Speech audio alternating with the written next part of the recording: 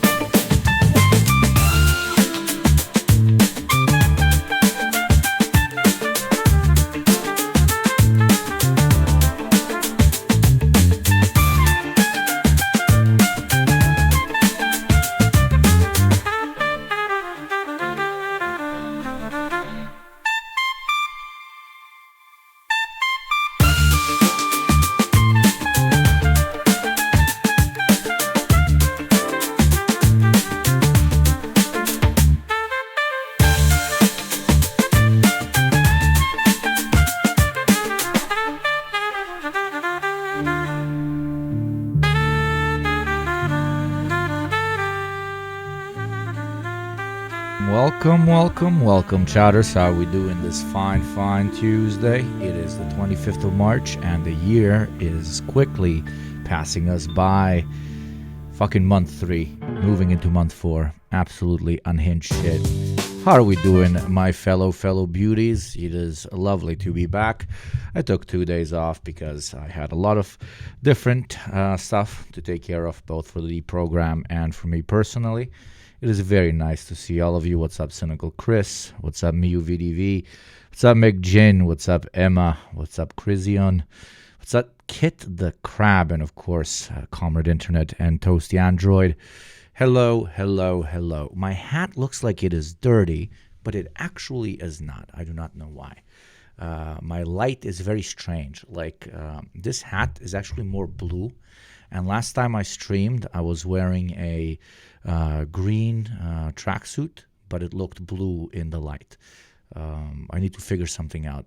Something is not right in the state of Arizona. What is up? Thank you immediately to Mike Bishop. Let's go. Currently rocking my Mao ping pong shirt at work right now. Hell yeah, drip, bruv. And thank you, Gothic Bitchcraft, for the 12 months a year. Can you even believe it? Camera and maybe the fabric. Yeah, probably a combination. The next thing I will be buying is a much better camera. Not this. You see all this fuzz around me? This is not supposed to be happening. But those motherfuckers be expensive. I'll get one soon. No worries now. Daltonic camera. Yeah, I guess that's it. The camera is disabled. The camera gets a disabled parking spot. Hello to a Chud watch / theory watch. We have a new video response from our dear friend Noah. I was late to watching his first video on stream with you guys, but I will not be late in watching the second one. That is pretty much going to cover a very large part of today's stream, and then the second part will be something I am relatively of an expert about, a topic that I'm relatively of an expert about, and that is different Nazi movements, particularly the one in the US. I can't believe I missed this from 2 weeks ago. An actual ex-Nazi that was a part of different American Nazi movements talking to us about how it worked. And then we might move into quite literally the best video, the most important video of our fucking era. Was Civilization an excuse to get drunk by friend of the show? Wow, I really need to get him on the stream, actually. It's not a bad idea. So very nice day to talk about chuds in general, and then finish it off with the opposite of a chud, which is our dear friend Wow Mao. Small updates on myself. Basically, after the stream with Gremlo last week, I went out and got absolutely fucking shit-faced. After which I took care of a lot of work, extremely hangover over the weekend. And my girlfriend was away for a second, so I spent some time with her yesterday. Listen to Toasty, as always. You can catch a lot of these streams that you might have missed over on the Yugopnik live channel. The mods are doing absolutely brilliant work with it. It's based on a shared revenue concept, so you would not just be supporting me, you would be supporting them, their edits, and their labor. But before we fully get into this, since I'm mentioning mods, most of you might have seen that we lost our dear friend and comrade EcoWaves from my post over on Twitter. I've said everything that needs to be said on this topic, in my opinion.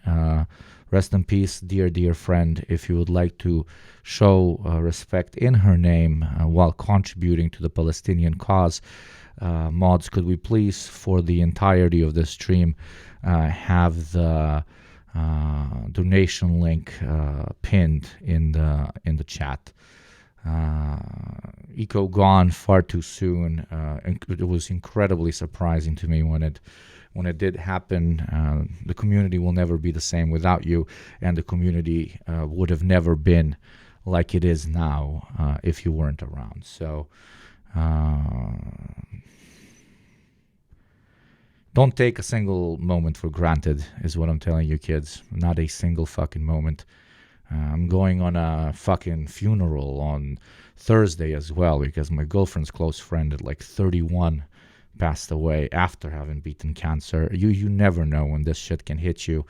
So enjoy every single moment, and I'm extremely grateful that from all of those very, very precious moments, you sometimes choose to spend them with me. So yeah, link in description. Enlighten her name with $5, with 10, with 500, however much you can afford. She would be grateful, I would be grateful. But yeah, miss you, bro. Anyways, Eco was always unhinged, and I'm pretty sure she would not want us to lament too much. So let's start out today's stream talking specifically about the cause that she dedicated a lot of herself to, and that is the Palestinian cause, together with our dear friend Noah SAMSEN and his takedown of some of the most despicable, vile pieces of shit, quite literally the opposite of our dear friend Eco. Thank you very much, Comrade Cumin, for the 4-month sub. Thank you, Marin04, for the 4 months. I really appreciate it. Let's get into it. I don't want to make it into a bummer, even though, of course, it fucking is a bummer. Anyways. Okay, Noah SAMSEN. Let's fucking go. Wait, where is my thing?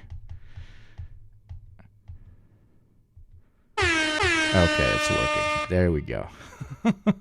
Noah SAMSEN, yeah. He is a famous Korean multi-billionaire. He basically owns the South Korean state, and he utilizes its labor force to design phones through which he plans on one day overtaking the North Korean evil anti-Samsung communists. Okay, a DPRK, now known as the world's foremost cryptocurrency enjoyers.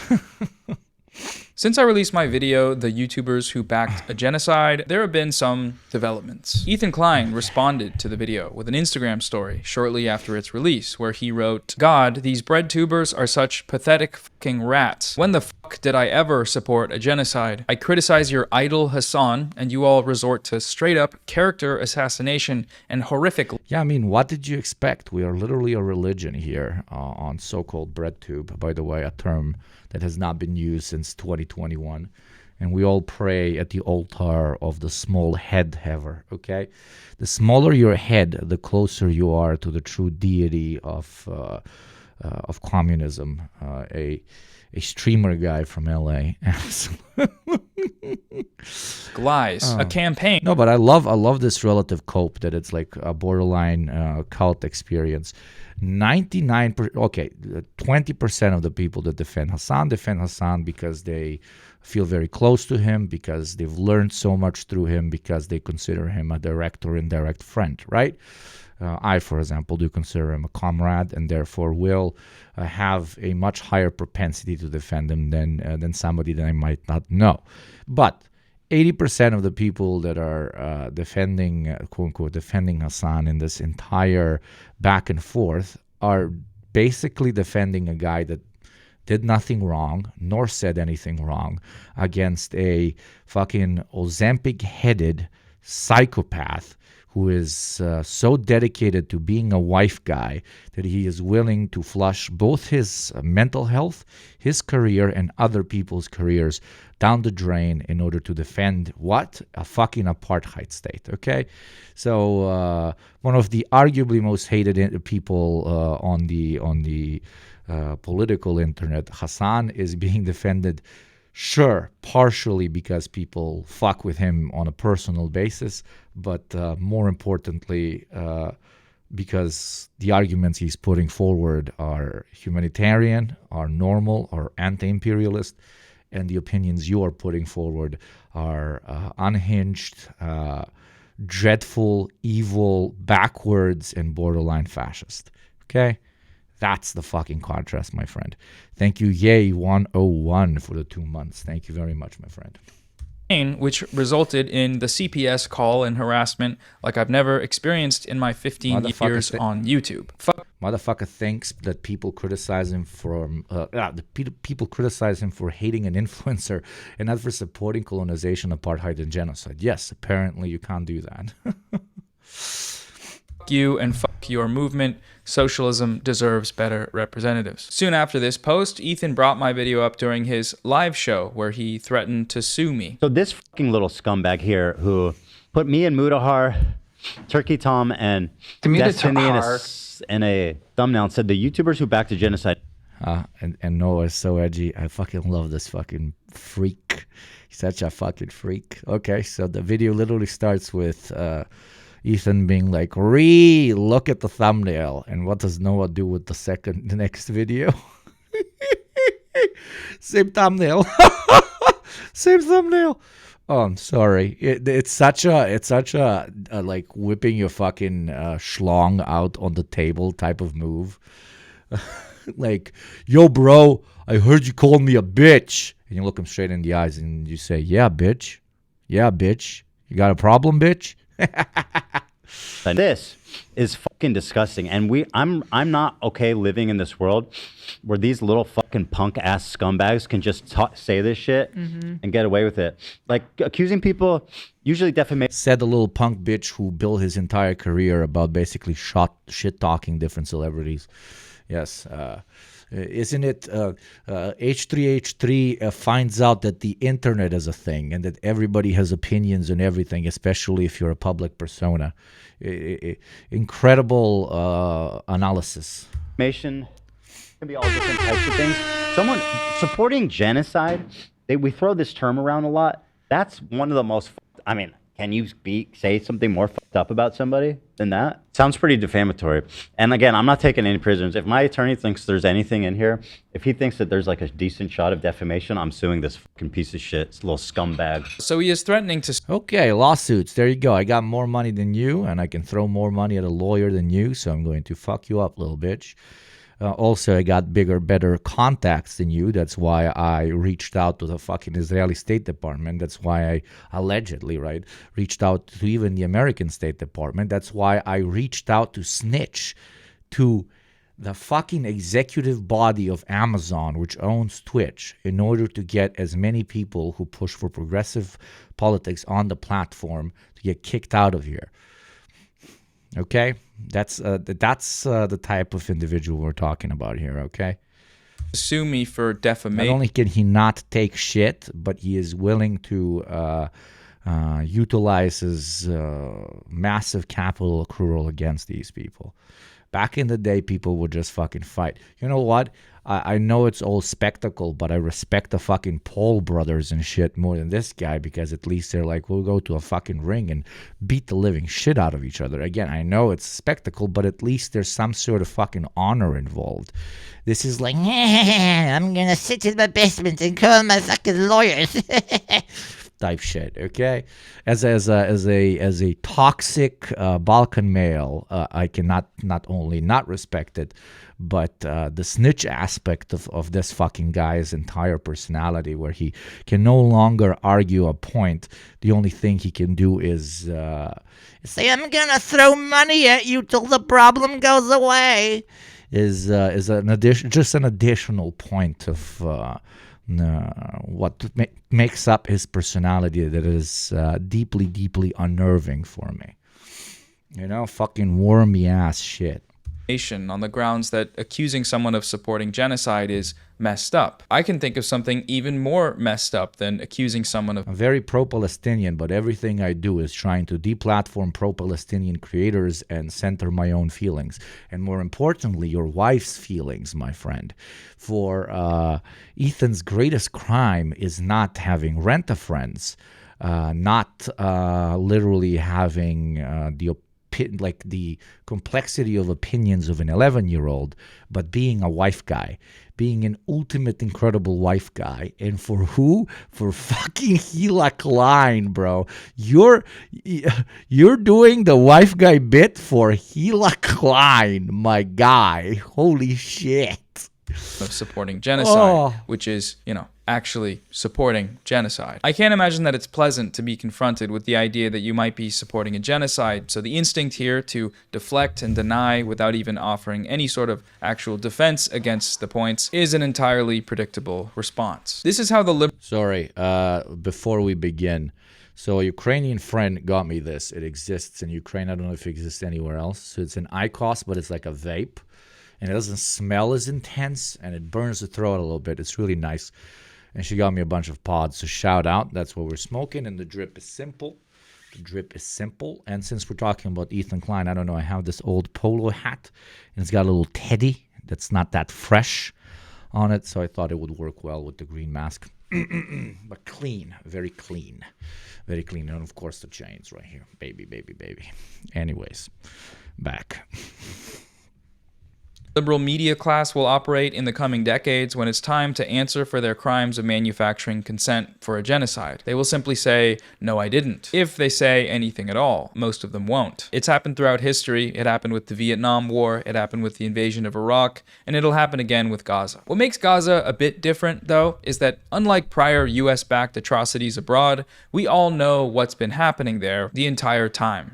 That is a very, very good and very important point to always really push, and I'm glad that Noah does, is that up until this point, we've never had a moment in history that is both so despicable, yet so massively reported on, so fucking transparent when it comes to what is happening on the ground, that arguably you could make a point that back in the day people didn't really know what fascist Vietnamese were doing, or what the Marines were doing in Vietnam, if we're using, for example, the Vietnam parallel, because there was just massive media censorship.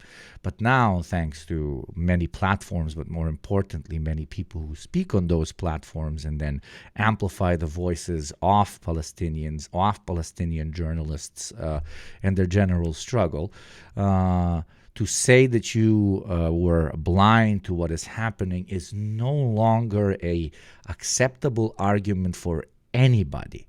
At this point in time, if you are not supportive of the Palestinian struggle after everything that has happened, okay, and this is a Marxist who genuinely does not believe in liberal ideas of morality, I genuinely think that most morals come from subjective experience and therefore do not exist in this on the same plane for everyone. But when it comes to this, just everyone has had so much access to what has been happening in Palestine that if you do not support the Palestinian cause, you're objectively, from any single fucking perspective, and again, as somebody who does not believe in objective morality, an absolute and utter piece of fucking shit. And I hope your fucking kids hate you one day. US-backed atrocities abroad, we all know what's been happening there the entire time. Israel's genocide of Palestinians in Gaza has been called the first ever live-streamed genocide because we've seen the entire thing as it's happened with high-definition cell phone video. The mass destruction, the ruthless attacks on the healthcare system, the deliberate targeting of men, women, children. That was literally my video that popped off, and not to tap myself on the back, but when it comes to this, kind of really started the conversation, where I hardcore plugged, like, you know, social media influencers during a genocide, right?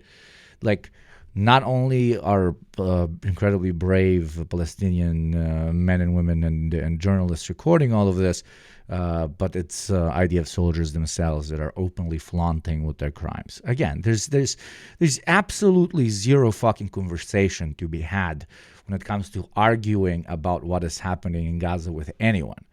It would be the same as arguing gravity or whether the earth is round. This is non-fucking negotiable anymore. Do you understand me? This is 100% non-negotiable. This is pure fact.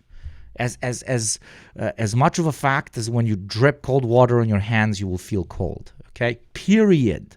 The fact that we even have to do this is absolutely unhinged, and it should be paralleled to quite literally arguing with a fucking flat earther. Though that also would be problematic because to an extent a flat earther doesn't really hurt anyone, but arguing, giving any sort of arguments that justify the IOF and its actions in Gaza and further, literally leads to the continuation of this horrible atrocity and more lives being lost. So you're really a piece of shit. Like, you really are a piece of shit. Or you should genuinely go get re-educated. I'm not talking concentration camps. I'm talking you should go to, like, grade 1. Because you obviously cannot properly process information the way an adult should. So you really should, you are not literate. You are not literate. You're either evil or you are not literate if you, at this point, do not understand what is happening there. Thank you, Glacy, very much for the 14 months. Medics, aid workers, the intentional starvation used by Israel as a weapon of war, and then the massacres that followed that starvation when Palestinians crowded around aid trucks trying to get what little food Israel was allowing into the Strip, the 20,000 slain children, many of them slaughtered with their entire families, the IDF terrorists recording and posting their war crimes, acts of humiliation, degradation, their torture and rape of Palestinians, the full support of Israel throughout all of these atrocities, the vile, dehumanizing racism that is required to uphold a project like this. I just think we need to kill them, every one of them, and that's it. And if not that, because the country will not let that happen, the government. Just, the least we can do is just kick them out of our land, because this is our home, this is our land, and we deserve it. What do you think about Palestinians? That I hate them, and I wish they all died. We didn't stop, and we killed everyone. You're gonna kill everyone? Yes! You guys are animals. You guys are f***ing animal terrorists. You killed 10,000 kids. 10,000 terrorists that would grow up to be the next. 10,000 kids that would grow up to be the next terrorist. That's what it is. Really? Because it's Palestine. But I'm Palestinian. Does that mean I'm a terrorist? Yes. I'm a terrorist. Do you want Palestinians in Gaza to die? Yes. All of them? Yes.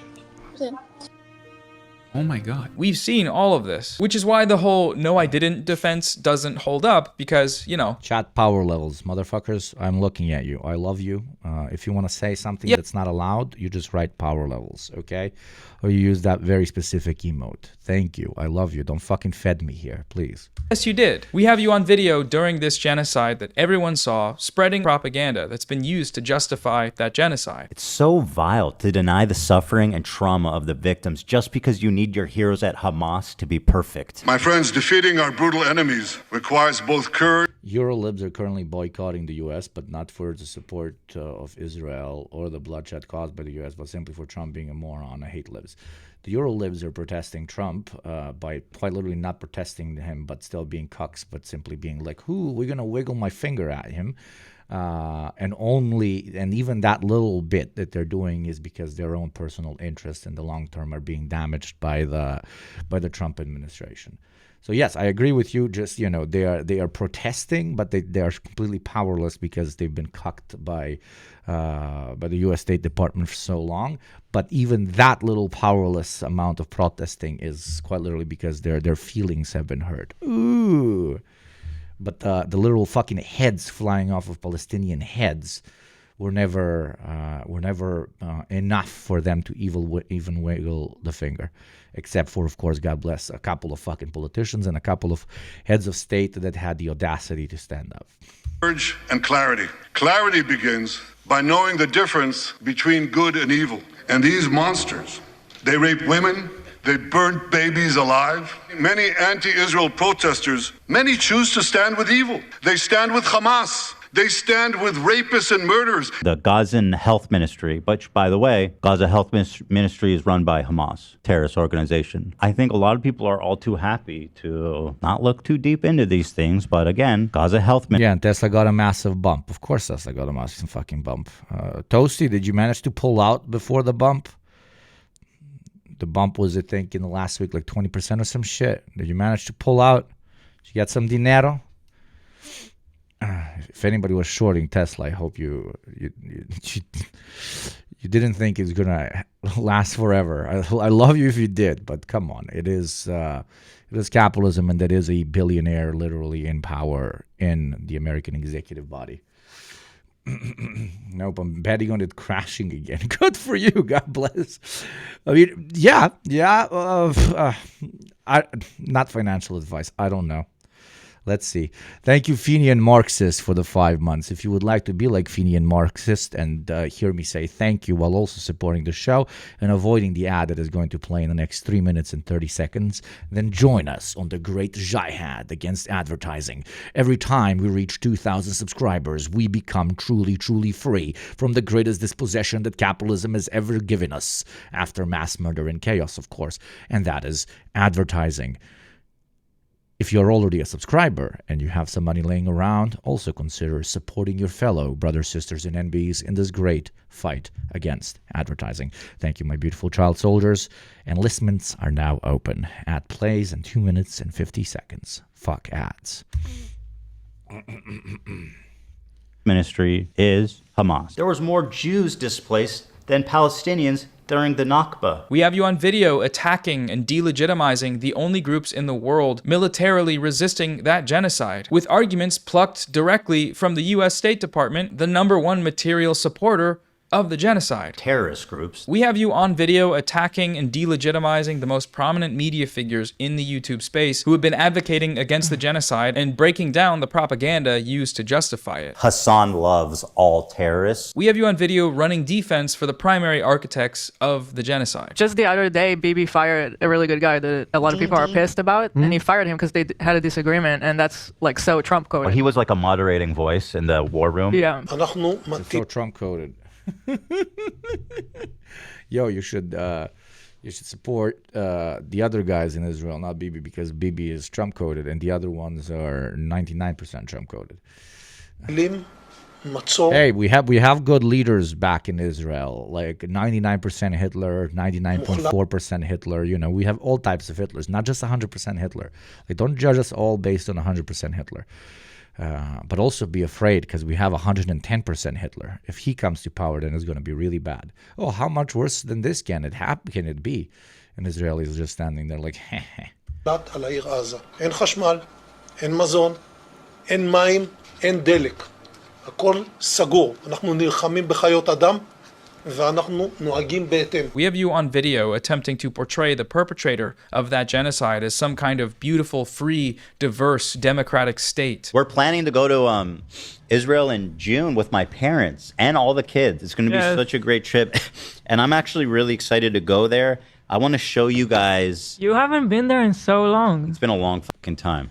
What I want to do is show you guys how I see Israel, because you don't see that. When you listen to Hassan and you hear all these fucking mega lefties talking about it, like it's some super.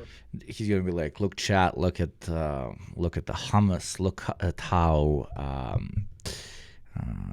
on time the trains are. Look at how clean the streets are, if you know what I mean. Racist, like you only see the genocide aspect of it. You look at how good the trains are and stuff. Look at the infrastructure. Crazy, like Jim Crow style of society. Like, I can't wait to show you guys how beautiful, how multicultural, how like free it feels for people, or just it's a beautiful place. It is. The funniest part about this is obviously something that so many people have already said, and that before he was running full defense on Israel, because he's wife guy maxing, and also because he's unhinged and very stupid, he kind of found Israel to be shit. He never liked Israel. He was like, this is really not my type of fucking place. But now all of a sudden it's really his type of place because he needs to run defense for the most transparent genocide in modern history, if not in history permanently. It's one of the most diverse places I've ever been. These people all seem to believe that in order for someone to back a genocide, they need to like look into the camera and say, I support genocide. I think it's good. More of that, please. And while we do have examples of certain parties to the conflict here doing just that, like Destiny and Asmongold, I'm not going to cry a fucking river when people who have genocide that's baked into their laws are getting genocided.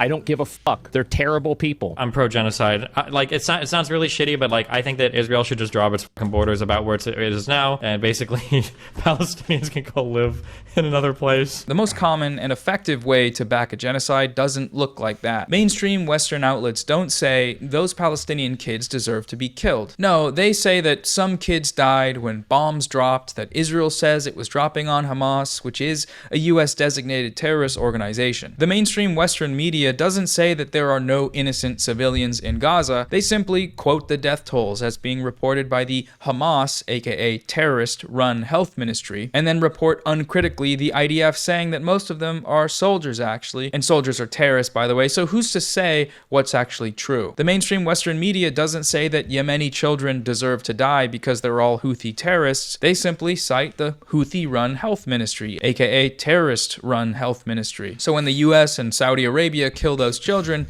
it's a sad event in the overall morally righteous fight against terrorists. Terrorism is bad, remember, and terrorists are the bad guys. So if some kids died while they were going after terrorists, I guess that's just war. We saw the same response of, no, I didn't, from Mutahar.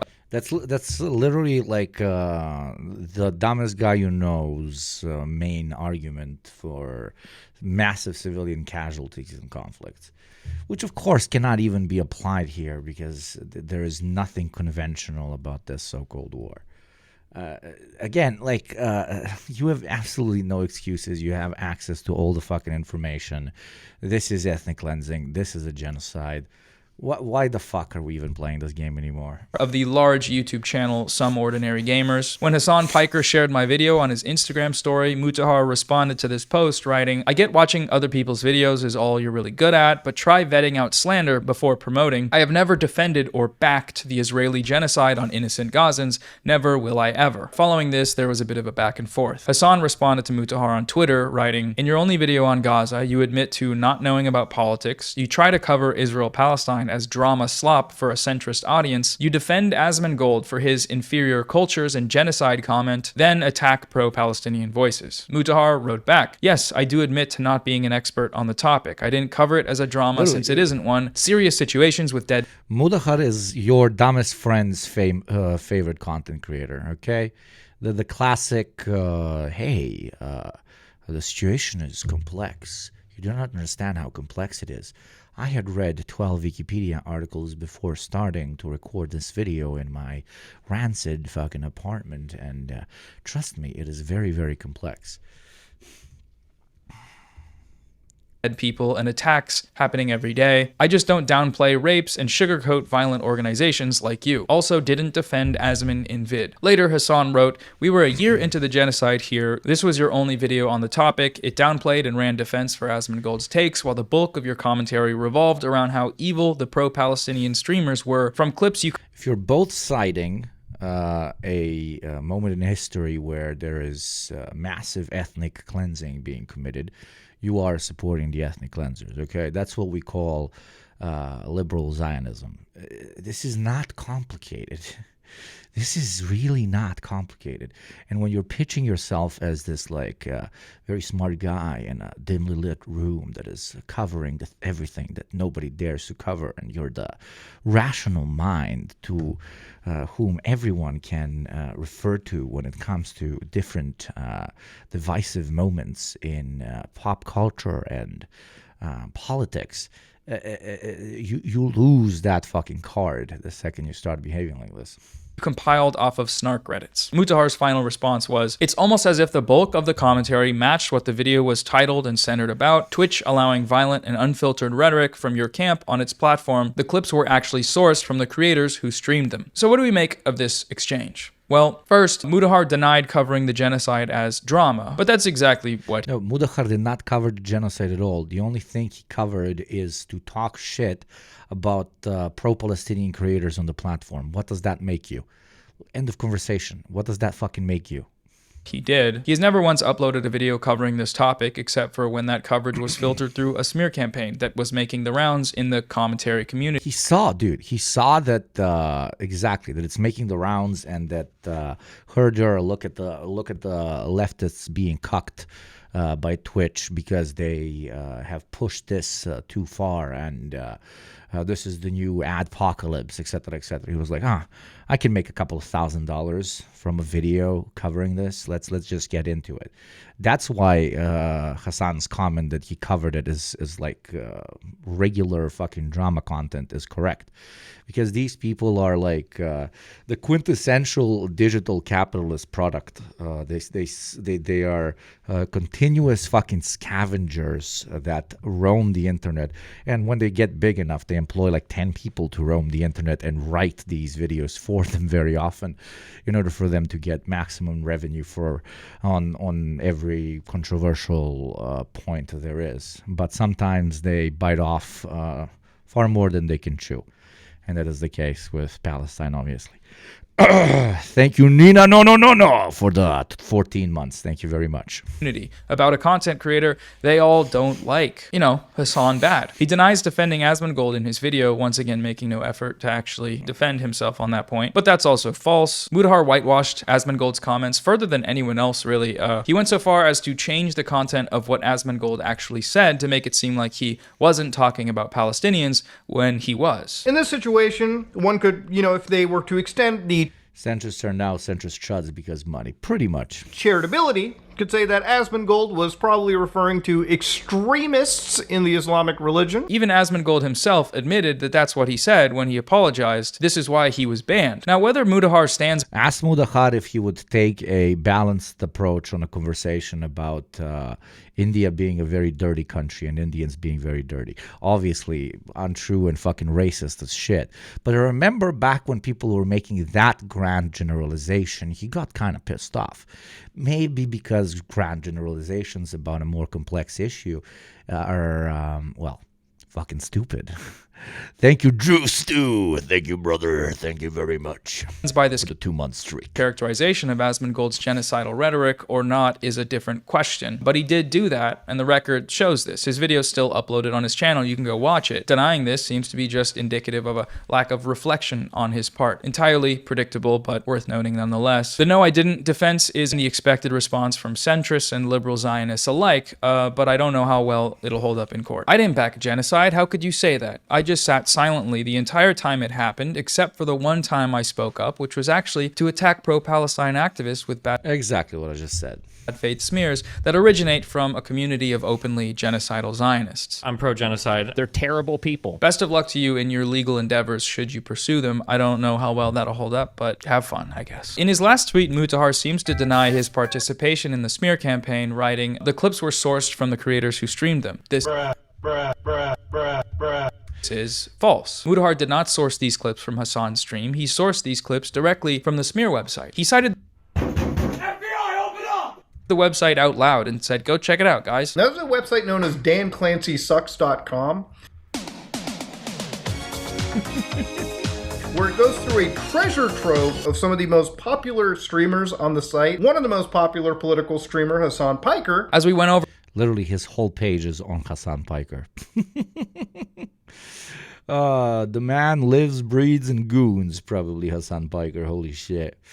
For this website is a compilation of out-of-context clips and arguments attacking pro-Palestine creators that openly embraces the support of genocidal Zionist organizations like the ADL and genocidal Zionist politicians like Richie Torres. The That website was previously called hamasabi.com, of course. community from which all of these allegations originate is that of a content creator who says things like this. He is interviewing the... But like Conspiracy Hour with Hugo, okay? Conspiracy Hour with Hugo. What song should I play for Conspiracy Hour with Hugo? Okay, no, I'll just... Conspiracy Hour with Hugo. A lot of these people have most of their videos written by writers because they are very, very lazy.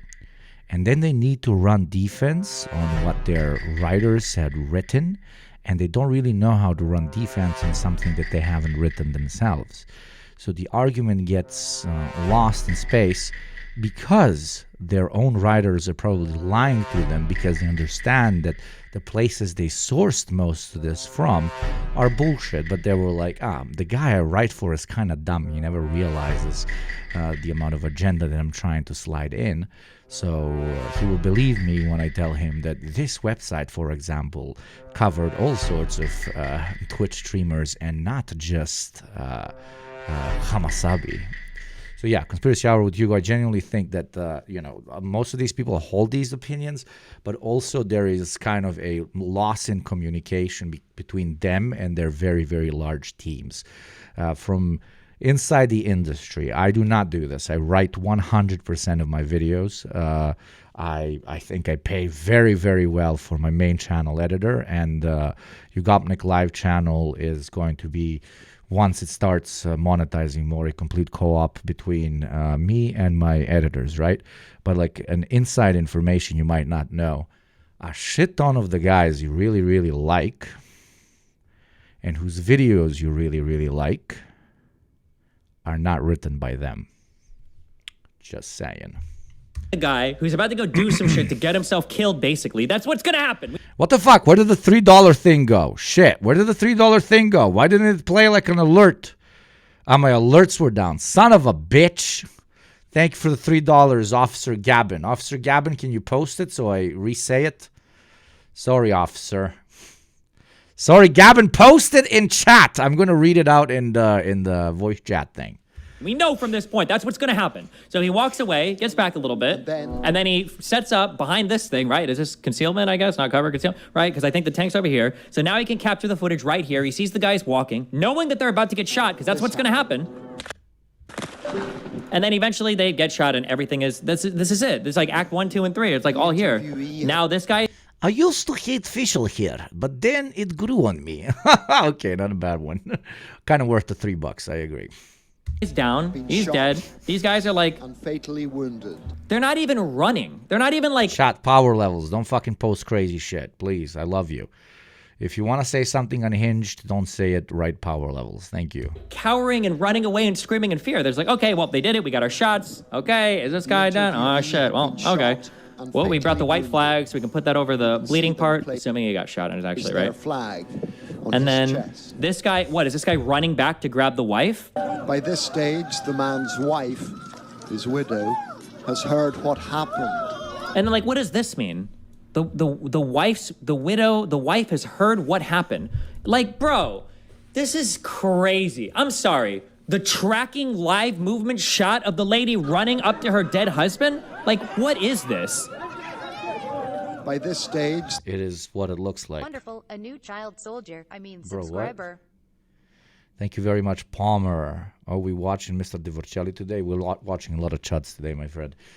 Thank you very much for the support. The man's wife, his widow, has heard what happened. Somebody went back and told her, right? The 5 martyrs that walked forward, you know, your husband was the unlucky guy. He drew the short stick today, so come forward, cry for us on camera. Do you think the guy intentionally wanted to get killed? No, I don't. This is what happens when you permanently live on the fucking internet and you want to get a deeper understanding of what is happening in a particular part of the world through I don't know, the recording practices of the fucking journalist. It's the furthest away you can be from an actual professional journalist or analyst that I can absolutely imagine, because you never go there and touch the fucking shit you're looking at. I don't think he wanted to die. I don't think they were thinking they were going to die, but they probably were hoping to get shot at, or maybe. So you're saying the woman was acting? I don't think the woman was acting. She probably was sincerely sad. Her husband got fucking killed. But I think they were farming TikTok clips. I mean, remember, these people, I mean these people who actually, yeah, like have suicide bombers. So it's not that big of a stretch to imagine that they would be willing to get shot. However, now I haven't gone down this road, because this is way more, it would require me to make a lot more assumptions, but it's also possible he didn't get shot. Right? Now, do we know the name of the guy? Is he actually dead? Do we even know if that's his wife? These are a whole bunch of questions that would be valid. Now, if I was way more on the pro-Zionist side, I would be asking those questions. Who is this guy? Do we even know if he's actually fucking dead? Like, we don't actually see the wound. Right? It seems like they don't have any problem showing anything else. Like, why just the white flag so that it can look all bloody? Like, show us the actual gunshot. You have no problem showing other violence, right? What Pallywood means is that you're capturing intentional video footage to sell a certain narrative about what's going on, basically. So Pallywood might be, this, right? So the idea is that like 4 innocent civilians are like walking up, and you just want like a clip here of the IDF shooting them for no reason because they're civilians with white flags. And you kind of ignore the fact that like, okay, well, they're in a battle zone in an area they were told to evacuate from, and they're going back to try to release somebody that was captured. Like, that's like Pallywood, I think. You're essentially provoking the enemy to take what is largely a justified action, and then trying to say that it's like indiscriminate civilian killing. It's like He's saying that people are willingly killing themselves by doing the opposite of what the IDF is telling them to do, in order to farm content so that white people in America can feel bad for them and maybe help them. That's the argument he's making. A setup. It's not fake. People are killing themselves with IDF bullets and IDF tanks and IDF planes so we can farm content. I never thought we could reach such fucking content brain rot, but apparently we can. But they're doing it to Remember, guys, my whole life is based on content. That means that some people's deaths might also be based on content. Themselves. Speaking of that guy, Destiny, the genocidal Zionist sex criminal video game streamer, he also had a crack at responding to my video where he made some interesting points. Destiny criticized my characterization of the 2018 Gaza border protests as being overwhelmingly peaceful by citing instances of violent actions that protesters took part in during the 2018 border protests, or the Great March of Return, which were recognized by human rights organizations as being overwhelmingly peaceful. Overwhelmingly peaceful. Just as a quick thing, because people love to talk about the Great March of Return, the Peaceful March of Return. All of this is like the Peaceful Great March of Return. Remember this, okay? Remember how 15 seconds ago this man said that people like to farm particular parts of a conflict in order to push an agenda, and how Palestinians are trying to push the agenda that there is a act of genocide against the civilian population, but there really isn't. But it's a long-term plan that both domestic journalists and Hamas is trying to utilize. Well, now he is actually doing that thing from the comfort of his fucking American house. Oh, look at this place where people were protesting and then thousands of them got shot. Look at this one shot where the guy throws a thing. It's definitely them that are trying to construe a narrative, not me at all. Right, this is all the Peaceful Great March of Return. Now, when I used the word overwhelmingly in my video, I used it as the word is meant to be used, which is to mean overwhelmingly, which means what the word means, which is to a very great degree or with a great majority. Overwhelmingly. Some instances of violence during these protests do not contradict. And this would, but still, this conversation cannot be applied to a place where there's been so many fucking civilian casualties. You understand? If this was a place where it would still be fucked up, but there was like 400, 500 civilian casualties, and it's like a active war zone, blah, blah, blah, still civilian casualties are almost never acceptable, etc. You know what I mean? But this sort of argument could like semi-fly, right? But when it comes to Gaza, it's the most highly fucking recorded act of mass murder in history, the most transparent one. And using this sort of argumentation for this is not just inhuman, but it's also just very fucking stupid. And it warrants you understanding that your audience will pretty much listen to anything you put out because it's a fucking cult. my use of this word. The protests were overwhelmingly nonviolent, which is exactly what the UN report found. The protest camps set up along the fence can make you do a double take. In parts, they look like a community festival, a carnival, a fair, like a distant cousin to Burning Man. Women prepare falafel sandwiches, barbers give haircuts and trim beards. Lip syncers and dancers perform in the shade. Actors ham it up playing cruel Israeli soldiers. Families come with their children. Ultimately, though, regardless of how the protests were characterized overall, the reason I brought them up in my video was as evidence that Israel has a history of intentionally targeting Palestinian civilians for slaughter. That's what the UN report found. Israeli snipers intentionally targeted medics, journalists, men, women, children, elderly people, and disabled people. Cite whatever instances of property damage, tire... But Noah, have you thought about this video? Burning, flag planting, rock throwing you want. These are irrelevant to the fact that Israel intentionally targeted thousands of civilians with sniper fire. The commission interviewed an international journalist covering the demonstrations at the Malika site who described the scene that day. What was notable was the amount of injured people and the slow, methodical shooting. Every few minutes, you would hear a shot ring out and you would see someone fall, and then another shot and another person fell. It went on for hours. I saw a man who had been shot in the throat. I didn't see it happen, but I saw the immediate aftermath. He was covered in blood. I saw a man who had been shot in the head. There was a constant stream of bloody bodies being carried back towards the ambulances. It was surreal and endless. It became almost normal. It was happening so often. A shot, a person falling, people carrying the body away. The number of wounded was astonishing. I couldn't say how many people I saw who were shot because it was so high. I have covered... Good to see you, friend. Thanks for amplifying the fundraiser. Of course, you guys did a great job. Wars in Syria, Yemen, Libya, and I've never seen anything like this. The slow, methodical shooting. It was just shocking. Presenting this fact is only a one-sided history if you think intentional civilian targeting is somehow warranted due to other unrelated instances of violence, which definitionally cannot be true. This is, of course, if we're taking international law into account, but Destiny's a Zionist, so that's not high on his priority list. I'm pro-genocide. Destiny has had similar Israel glazing-induced English language difficulties in the past. He had this same response when Norman Finkelstein brought up the 2018 border protests in the Lex Friedman Israel-Palestine debate early last year. In 2018, there was the Great March of Return in Gaza. By all reckonings of human rights organizations and journalists who were there, it was overwhelmingly nonviolent. Along the Gaza perimeter, there was Israel's best trained snipers, correct? I don't know best trained. They were snipers. Fine. Snipers. Okay. All right. Because hey, laugh. It's hilarious. The story's so funny. You're lying about the Great March of Return had aspects of violence to it. According, even the UN says it themselves. Okay. But you only collect what the UN says that you like. You see, the problem, Mr. Morelli, is you don't know the English language.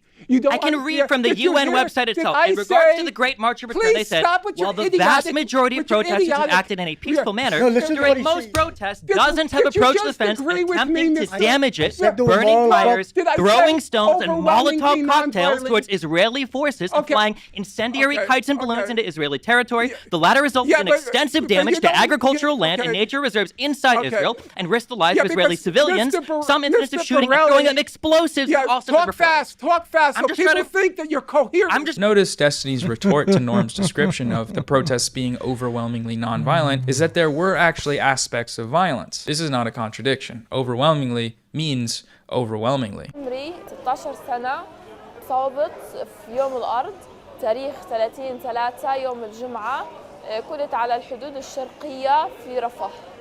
كان في آلاف المتظاهرين والمتظاهرات شباب وفتيات ونساء وأطفال وشيوخ. وصلت على الساعة 9 صباحا.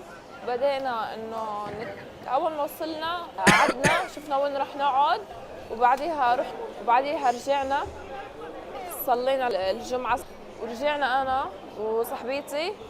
لما وصلنا لقينا كل الشباب راجعين كلهم لورا ما حد متقدم. فمسكنا أنا وياها إيد بعض ووصلنا نقدم قدامهم واجوا باقي البنات صاروا يمسكوا ايدينا والشباب صاروا يهتفوا لنا ويشجعونا اكثر مشان نقدم اكثر. كنت امسك الاعلام وأغرسهم وأقرب أكتر وأكتر. غرست العلم ومسكت علم تاني وصرت ألوح فيه. فالاحتلال يعني ما عجبه هالمنظر يعني. طبعا يعني كنت أنا محروقة يعني من جوا، كنت بغلي يعني. تعرف شوف في كل الظلم يعني أنت بتعيش كل يوم. Dude, there's 3 walls, 8-foot fences, and professional soldiers in ditches. And on the other side, there is a large congregation of mostly peaceful protesters, and some of them who are like fucking pissed off and they want to protest a bit more intensely, and they're waving their flags or they're throwing a couple of rocks. And that, in your opinion, should justify a police force, in this case a military force, to use long-range rifles and start popping them off in their head, including even some people in wheelchairs. What kind of conversation is this? This is not the type of conversation that's ever warranted for a situation like this. Oh, it's okay that they killed a lot of fucking civilians because a part of the protesters were a bit violent. Do you think we should apply this when people protest in Washington? Do you think this should be applied over in Moscow? Do you think that should be applied in Paris? Do you think that once people that are protesting start hurling rocks or destroying private property, the police force should be able to open fire? The crazy aspect of me asking that question is that he would probably answer it with yes, which speaks volumes. كنت من الأقلية الموجودين يعني كنا بنعد على أصابعي اللي قدام. وأنا قدمت كتير وكنت بعيد عن اليهود أقل إشي 20 متر. لما لوحت في العلم سمعت صوت طلقة صابت صدمة. Yo, Hugo, I don't want to be the bearer of bad news, but I've heard from a birdie in the Air Force and other leakers in the Trump admin about Trump delivering GU-57 Moabs to Israel. They only had like one, and they used it earlier. The claim will be as deterrence for Iran, but you cannot deliver these bombs with anything that could get past Iran's air defense, so they could only be using this on Lebanon, Syria, and most likely Gaza. I pray to God that this is not true, but even if it is, there will be a fucking bloodbath. Yeah. It's, Gaza's the prime real estate for the American military-industrial complex to test out their toys. Thank you very much, Negman, for the sub with Prime. Welcome to the community, my friend. If you would like to support the show, same like Negman, and avoid all ads, please do consider becoming a subscriber for $6 a month, free through Prime, and less in certain countries. Or by gifting those less privileged than you. You will feel good, they will feel good, and I will feel very, very good, which will then make you feel even better. That's how the world works, actually, I promise. يعني كابوس. أول ما شالوني وقعت على الأرض، بعدين شالوني ثاني مرة ودوني على الإمبلاس. كنت يعني بدي أنام، كنت وجع كتير. Now you find it so far-fetched. Israelis purposely, deliberately targeting civilians? That's such a far-fetched idea.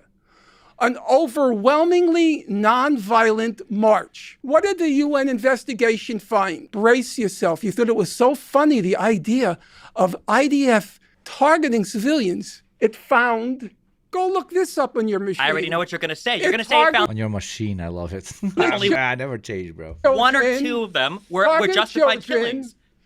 Targeted journalists, targeted medics, and here's the funniest one of all.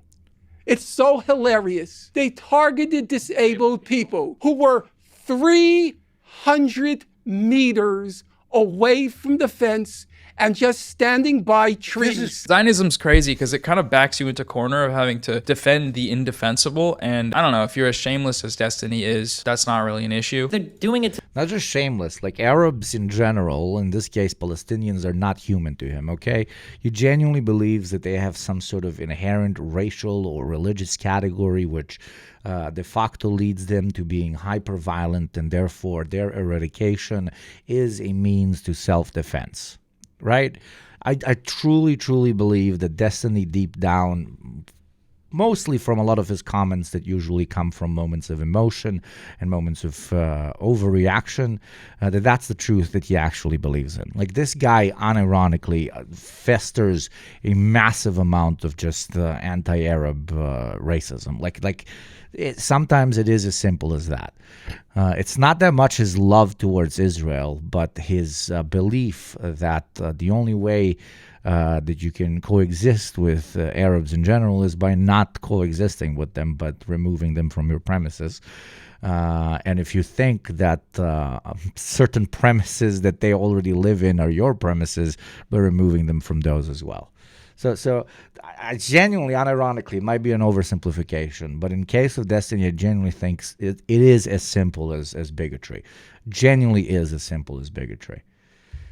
Because there's no other way to explain it. To themselves. But for most rational human beings, he said it before, he's not pro-Israel, but anti-Arab. There you go. Exactly. You see someone arguing that and you say, oh, that's an insane person. And that's the high ground we have on Zionism. The more people understand the truth, the less people are going to be publicly willing to defend these crimes. Destiny later nitpicks my comment about the media's use of terrorist designation in articles. Before covering the attack, these outlets always, of course, make sure to mention Hezbollah's US designation as a terrorist organization. Don't worry, guys. They were just terrorists. Nothing to see here. We got the bad guys. They were bad. We are good. Mission accomplished. Relying on a US terrorist designation is retarded. But you don't need to do that. You could just know what Hezbollah is, which is like a paramilitary militant group that's funded by fucking Iran that now has like seats in the fucking Lebanese government that is like hostily taken over the southern part of that country, right? You could just know that. You don't have a U.S. terrorist designation. But we're gonna start simping for them now? Is that what we're gonna do? Okay. Even if we're going to explore the reasons why this terrorist designation is to him not illegitimate, it only reinforces the circular logic of the terrorist label. You don't have to call them terrorists to know that they are terrorists. Just look at what they do. They kill civilians. They violently overthrow governments. They take over entire countries. Okay, well, the US does all of those things, but it isn't on the US designated terrorist list, is it? Israel is US backed, the US being, by the criteria we just looked at, a terrorist state, but they're not on the list either. It's almost like these designations are selective and used to reinforce US imperial hegemony. Oh my god, no way. What? These subhuman, Neanderthal, knuckle-dragging, white dipshits, like Noah too, will sit here and fucking defend Hezbollah, which is what he's doing, as like a legitimate governing party. Hassan, the terrorist supporter as well, who is also very white. Don't ever be mistaken by his background or the way he looks sometimes, depending on what he's trying to present. Hassan is also one of the whitest people in the West, okay? One of the whitest people in the West. He's one of the white... Wait, oh my god, I paused by accident.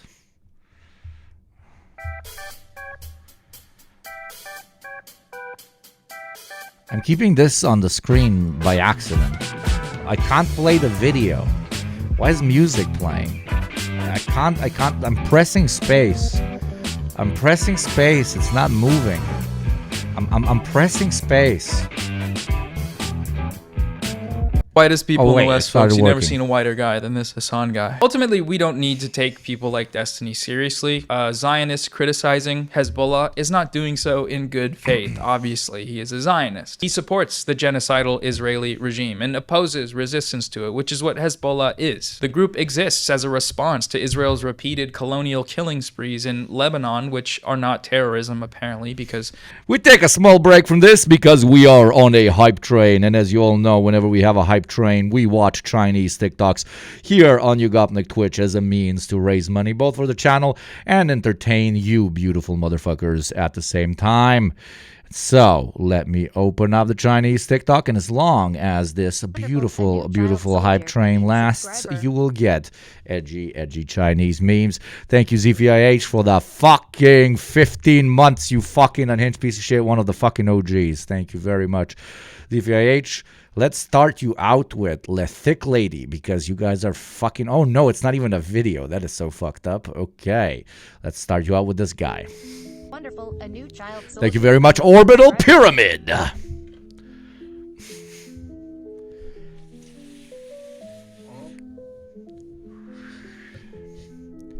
Okay, there's no way that fucking happens. You know when your egg is fucking bad. Does this commonly happen to people?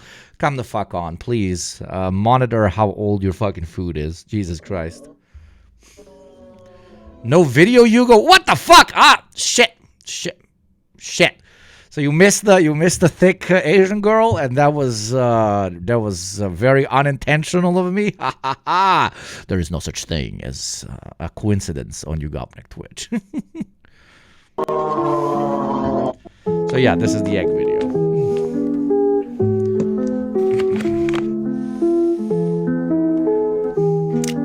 If this happens to you, please take better care of your food, please.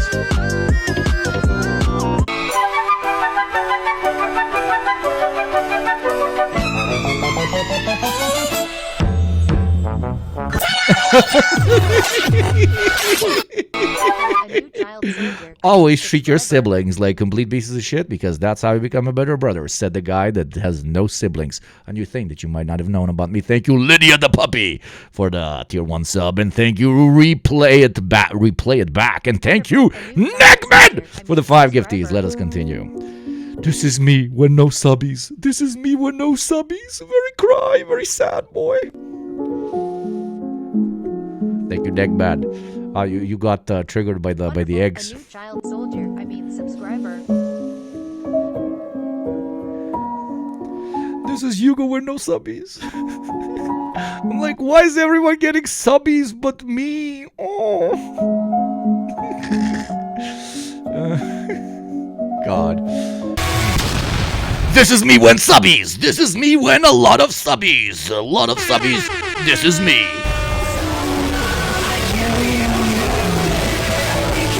Uncoded Hugo, not coded. I am a fucking unk. Thank you, Yanagibashi. Also one of the OGs for the 14 months. What's up, Yanagibashi? Long time no see, motherfucker. Thank you, Maple Takes, for the 500 bits. Thank you very much, God. Thank you very, very much, God, Maple Takes. Crazy amount of bits, bro. Look, this is how I feel right now. Thank you, Connor. Let's go.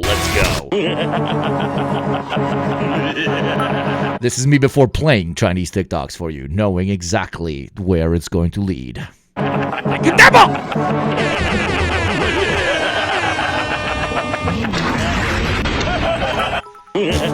This is great.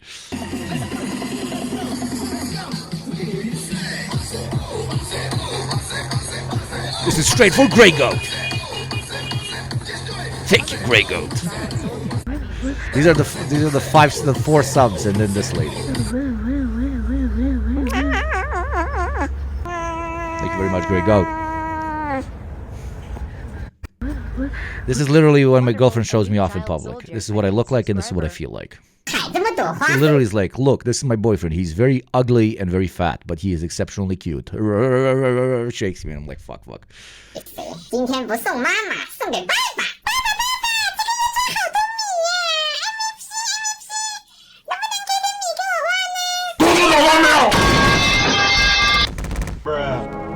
Holy shit, who recorded your family chat? When Le Wine runs out. Where wine? And I'm like, sorry, did not have enough subs this month. We're drinking straight up moonshine, baby. There's no sequin. Buckles on the jacket, it's elite shit. Nike crossbody got a piece in it. Gotta dance, but it's really on some street shit. I'ma show you how to get it. Go right foot up, left foot slide. Left foot up, right foot slide. Basically, I'm saying either way, we by the side. Can't let this one slide. This is Cynical Chris with all those 5 gifties. Fucking giving it. Really giving it to all those fucking future subbies, bro. Give it. Right foot up, left foot slide. Left foot up. This is me walking in on the stream. Man, I'm going to teach so much. I'm going to teach so hard right now. I'm going to teach them so many fucking things. Ha ha ha. And then I realized that I'm actually the student, and I'm learning from you as much as you're learning from me. That is the beauty of Twitch. And this is knowledge.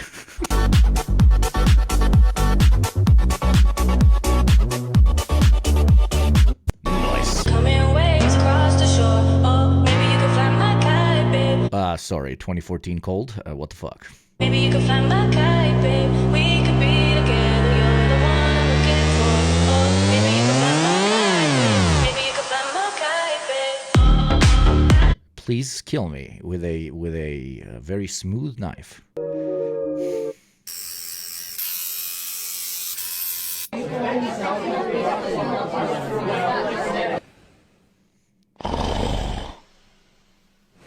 You wanna see a parallel to a Balkan high school?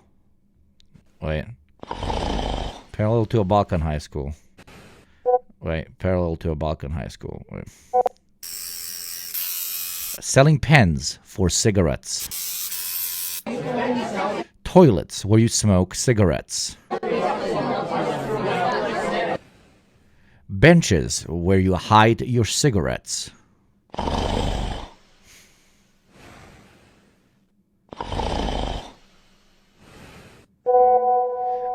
Place where you make a list of all the people that are gonna get their money together in order to buy cigarettes.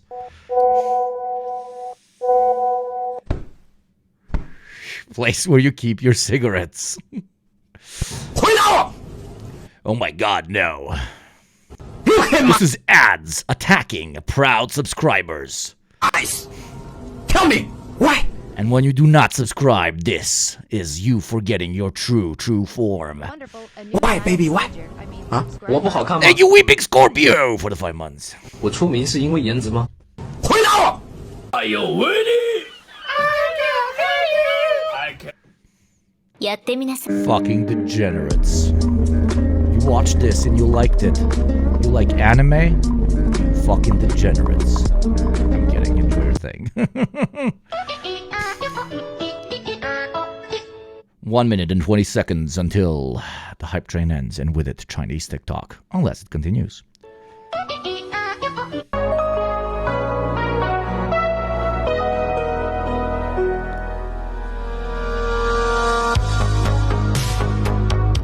Right in the fields, bro. Shit.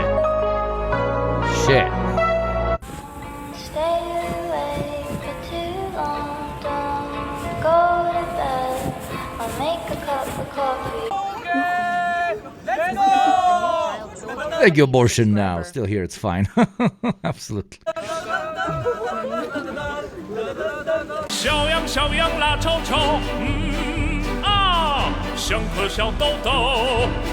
What all my friends think I do when I say I do YouTube.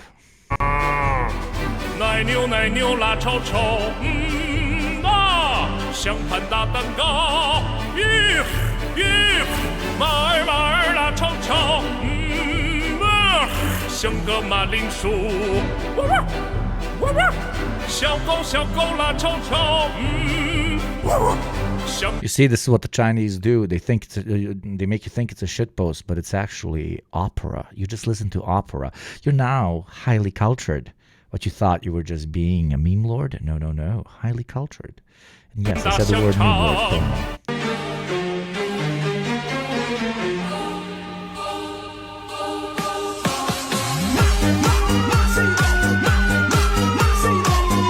People's Police. Thank you very much for the level 6 hype train, the 23 subs, and the 640 bits. That is very, very kind of you. Thank you very, very much, Ga. Now, back to Depression Now, depressionnow.com with Noah Samson, and chudwatch.com with H3H3, Destiny, and that fucking fat Indian guy. I will not remember that guy's name. I'm sorry. Israel's the good guys, so he's not a person we need to take seriously in any of these conversations on what needs to be done. That's the sort of criticism trap here on YouTube. You know, a guy who isn't a part of your movement criticizing your movement. I don't like having to even bring him up. I want to stay with the Chinese TikToks, me too, but hey, it is a market economy up in this bitch. And the longer they last, the longer the hype train lasts, the longer your Chinese TikToks last. I honestly just like that white boy's clips. I thought it was funny. One of the whitest people in the West. Subhuman, Neanderthal, knuckle-dragging, white dipshits. So I'll look at some more of this stuff in future video responses. I'm going to split them up. Wait, does Destiny call himself like a Cubano, like, I'm actually Latinx? I would love that. I would love that. If Destiny was like, I'm not white. I am a refugee from Cuba. Okay, I'm the most disprivileged boy of all time.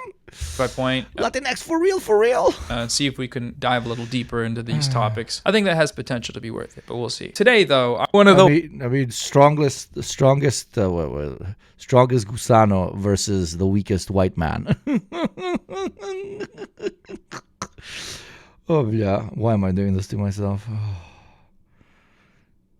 Majority of other email platforms, Proton Mail is end-to-end encrypted with zero-access encryption, meaning that emails from non-Proton Mail accounts are encrypted with your public key before reaching your inbox, which ensures that no one but you can access them. This keeps you totally immune from data breaches and surveillance. Most popular messaging apps offer this kind of end-to-end encryption, but many major big tech email services do not, like Gmail, for example. Proton Mail allows you to create email aliases whenever you sign up for new websites to hide your real email address, which you can easily deactivate if they're ever revealed in data breaches or start receiving spam. They offer other helpful features like email scheduling, tracking link blocking, and inbox cleaning. Switching to Proton Mail is really easy. You can import past emails seamlessly and forward Gmail messages to your new Proton Mail address, or you can start fresh with a clean slate. It's up to you. Proton Mail has over 100 million users and is 100% funded by customer subscriptions, and all services are completely ad-free. They operate out of Switzerland. I remember using Proton Mail to get into Reddit after I get banned when I was a kid. Where they benefit from robust privacy laws. Proton got started with a public crowdfunding campaign and is owned by the Proton Foundation, which is a non-profit dedicated to ensuring privacy and data protection. Sign up for free using my link at proton.me/NoahSamson to protect your privacy and also support the channel. All right, back to the video now. In this Instagram story, are you conditioning us not to skip sponsors in your channel? No, when I came to Twitch, everybody was like, you have to watch the ads because that's ethical react, apparently.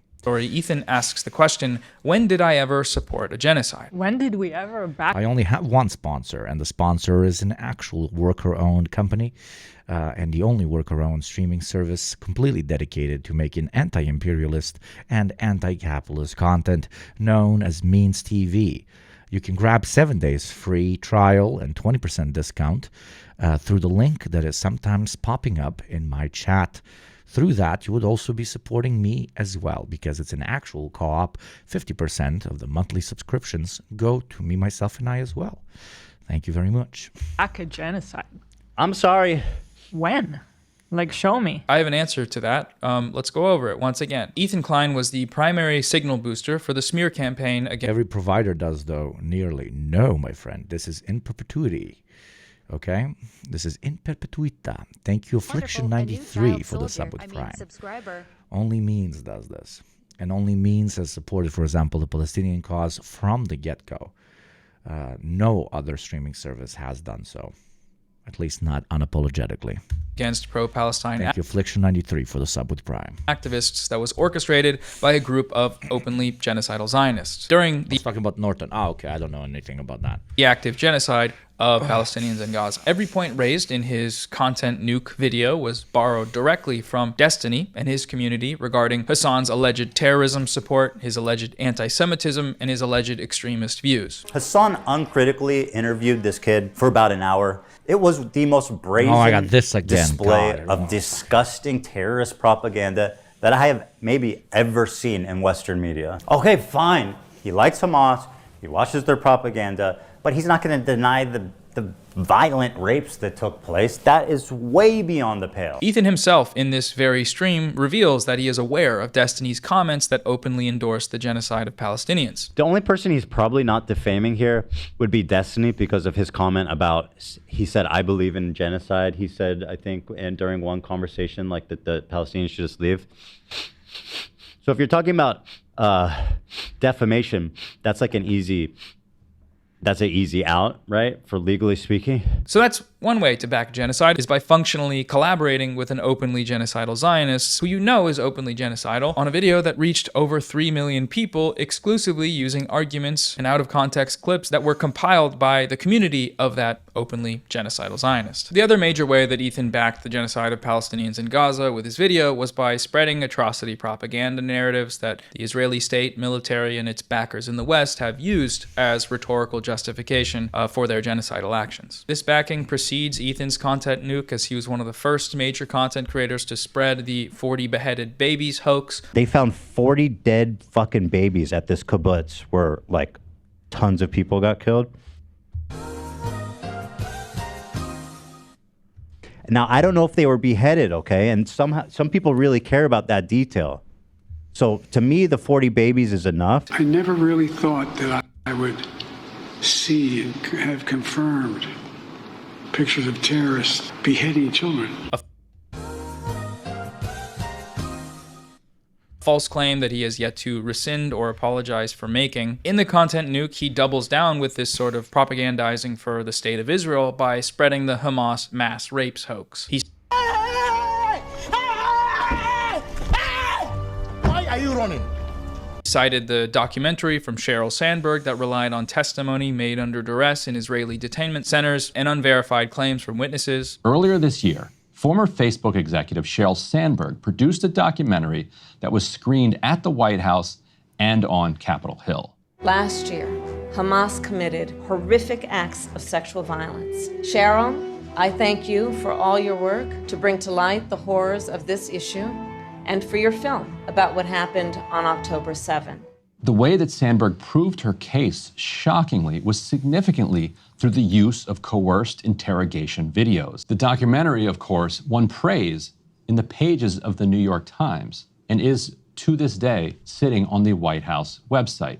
The White House website now says, quote, "Preventing and responding to conflict-related sexual violence is a top priority for President Biden and Vice President Harris. Since October 7th, President Biden, Vice President Harris, and our entire administration have consistently condemned Hamas' horrific sexual violence. On June 17th, the Vice President hosted an event at the White House, which included a panel discussion and remarks by advocates and survivors of CRSV from around the world, and a partial screening of Sheryl Sandberg's documentary, Screams Before Silence, on Hamas's sexual violence on October 7th. Now, Amnesty International, Human Rights Watch, B'Tselem, and Physicians for Human Rights Israel all rejected the use of hostage interrogation videos in the months after October 7th.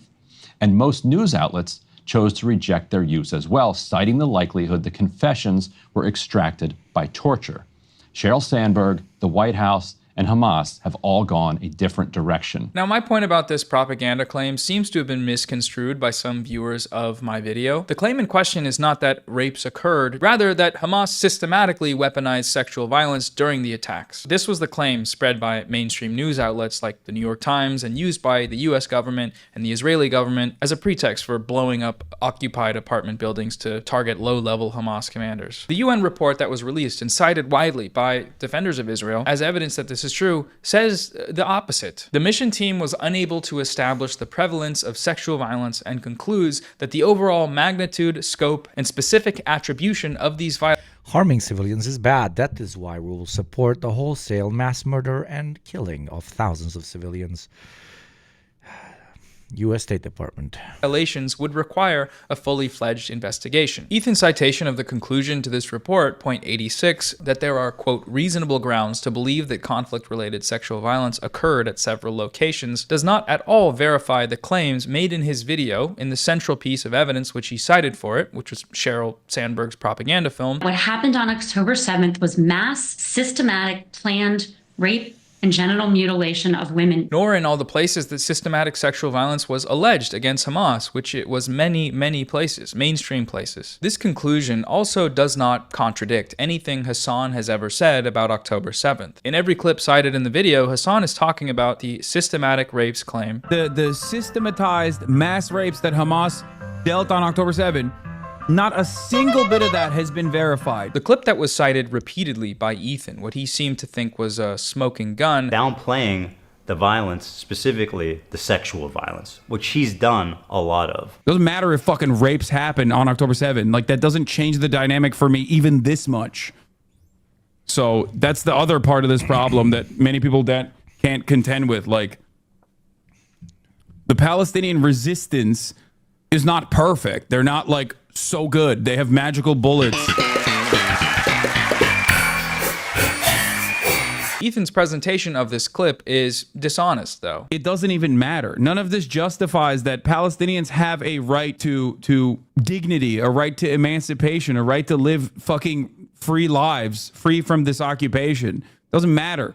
Doesn't matter if fucking rapes happen on October 7th. Like, that doesn't change the dynamic for me even this much. Hassan isn't talking about sexual violence in a vacuum. He's talking about it. To make the point as clear as fucking possible, during the civil rights fight era in the United States, one of the core arguments that were used against giving equal rights to black Americans is what they used to do is take specific cases when sometimes proven, sometimes not.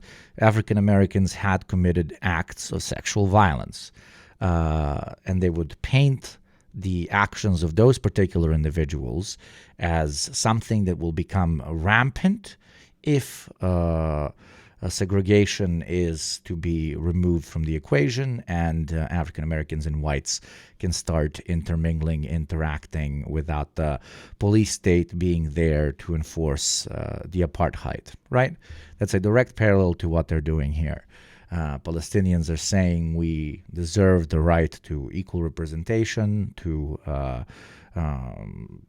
practice all our cultural and religious beliefs, to be treated, I'm overcomplicating it, to be treated as equal citizens in front of the law as Israelis are inside of the state. The response to that is, look at this Palestinian that did rape A, B, or C.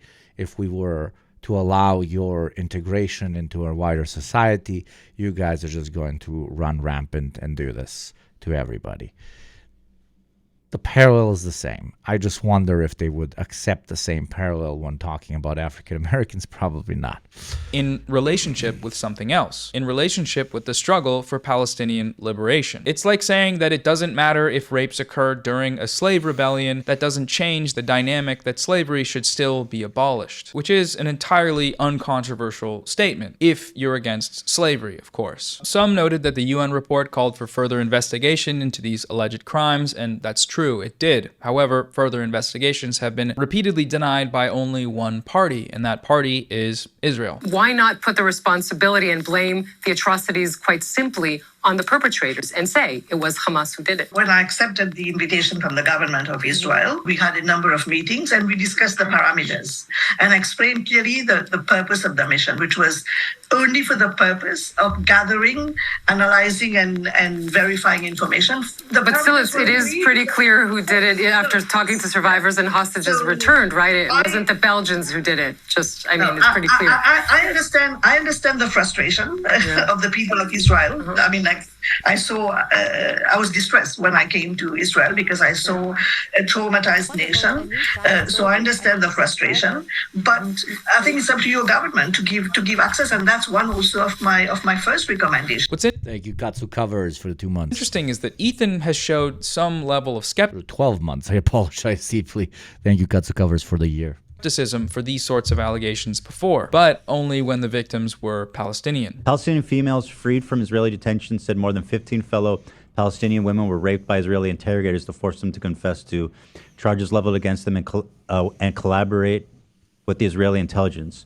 Quote, Israeli investigators and intelligence officers keep videotapes of raping to blackmail the female detainees. So according to, I guess, this website, this doesn't seem like super credible, at least, or it might be credible. Do you have an issue with CARE or Islam.net or the... Well, what is this? The lack of... listen, that's a huge claim. 15 Palestinian women were raped. Mm-hmm. I was sexually abused and photographed, she said. But, what? I don't know what this is. What is this? What do you mean? Is this a source? You're asking if it's credible. Yeah, yes, CARE is credible. I think, at least. What is CARE is There's no source. There's nothing here.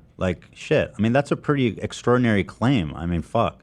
It's serious to say that the Israeli apparatus is using rape systemically to oppress the Palestinians. On March 13th, the United Nations... Holy shit, I have not seen this clip before. Oh my fucking God. I read that report extensively, and Israel shoots itself in the foot all the time with its lies. There are 2 instances of verifiable and possible SA, and yes, if I had the power, the perpetrators would go to jail, but their narrative needs to just say all Hamas awful evil. Absolutely. No, perfectly put. Nations released a report called More Than a Human Can Bear, which concluded that it's actually Israel who is guilty of this crime, the use of systematic sexual violence, along with various other gender-related crimes like the deliberate targeting of reproductive healthcare facilities and violence against women and girls, all of which amount to crimes against humanity and acts of genocide. This report is absolutely damning. Everything that the US government, the State of Israel, the New York Times have ever accused Hamas of doing, Israel is guilty of with actual proof. Despite this, the Western media has been silent. In what little coverage the report is receiving, the findings are being downplayed in a repulsive manner. The New York Times, for example, let's just read how they covered it. The Israel is guilty of genocidal mass rape report. The headline reads, UN accuses Israel of targeting reproductive health facilities in Gaza. A report by a UN committee found that Israel has committed genocidal acts intended to prevent births. Israel quickly rejected the findings as biased. Thanks for the heads up on that. Okay, so no mention in the headline or the subheading of the systematic mass rape and sexual violence campaign by Israeli forces. It just groups those in with the genocidal acts there. And then an immediate citation of Israel's defense. Incredible. Let's read on. A United Nations commission on Thursday accused Israel of targeting hospitals and other health facilities in Gaza that provide reproductive services, including an IVF clinic where thousands of embryos were destroyed in what it called an effort to prevent Palestinian births. The report by the UN Commission of Inquiry on the occupied Palestinian territory called that and other actions that cause harm to women and girls, quote, genocidal acts, and accused Israel of punishing Palestinians collectively for the Hamas-led October 7th, 2023 attack that killed 1,200 people. So that's how the New York Times reports mass rape campaigns from Israel. Other actions. Other actions. Which other action? Because our people are people and yours are not, okay? Our embryos are potential babies, yours are not. Sex-based violence against our people is despicable because our women are people, but against yours it's not because yours are not people. Do I need to make this fucking point any clearer?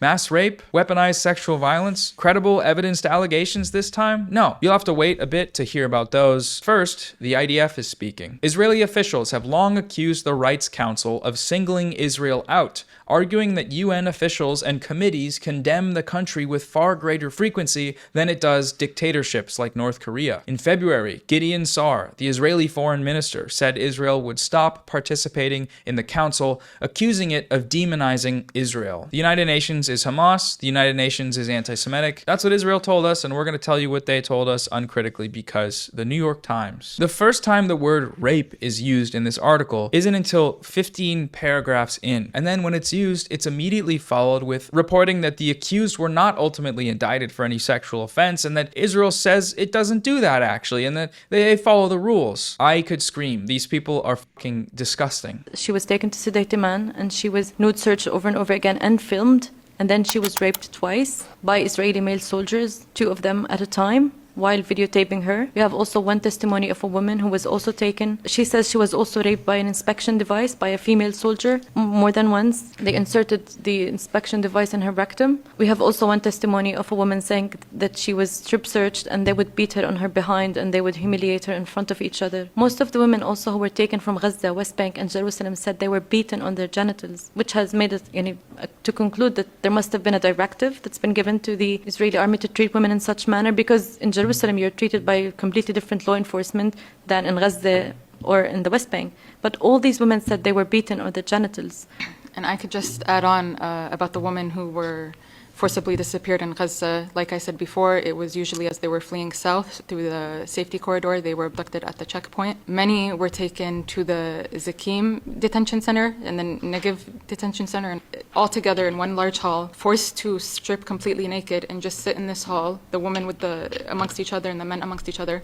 And it's also been reported and known that Israeli civilians are invited to come to this detention center and mock the Palestinian prisoners while they're naked, photograph them, and watch them as if it's a zoo. So that's something that we've seen.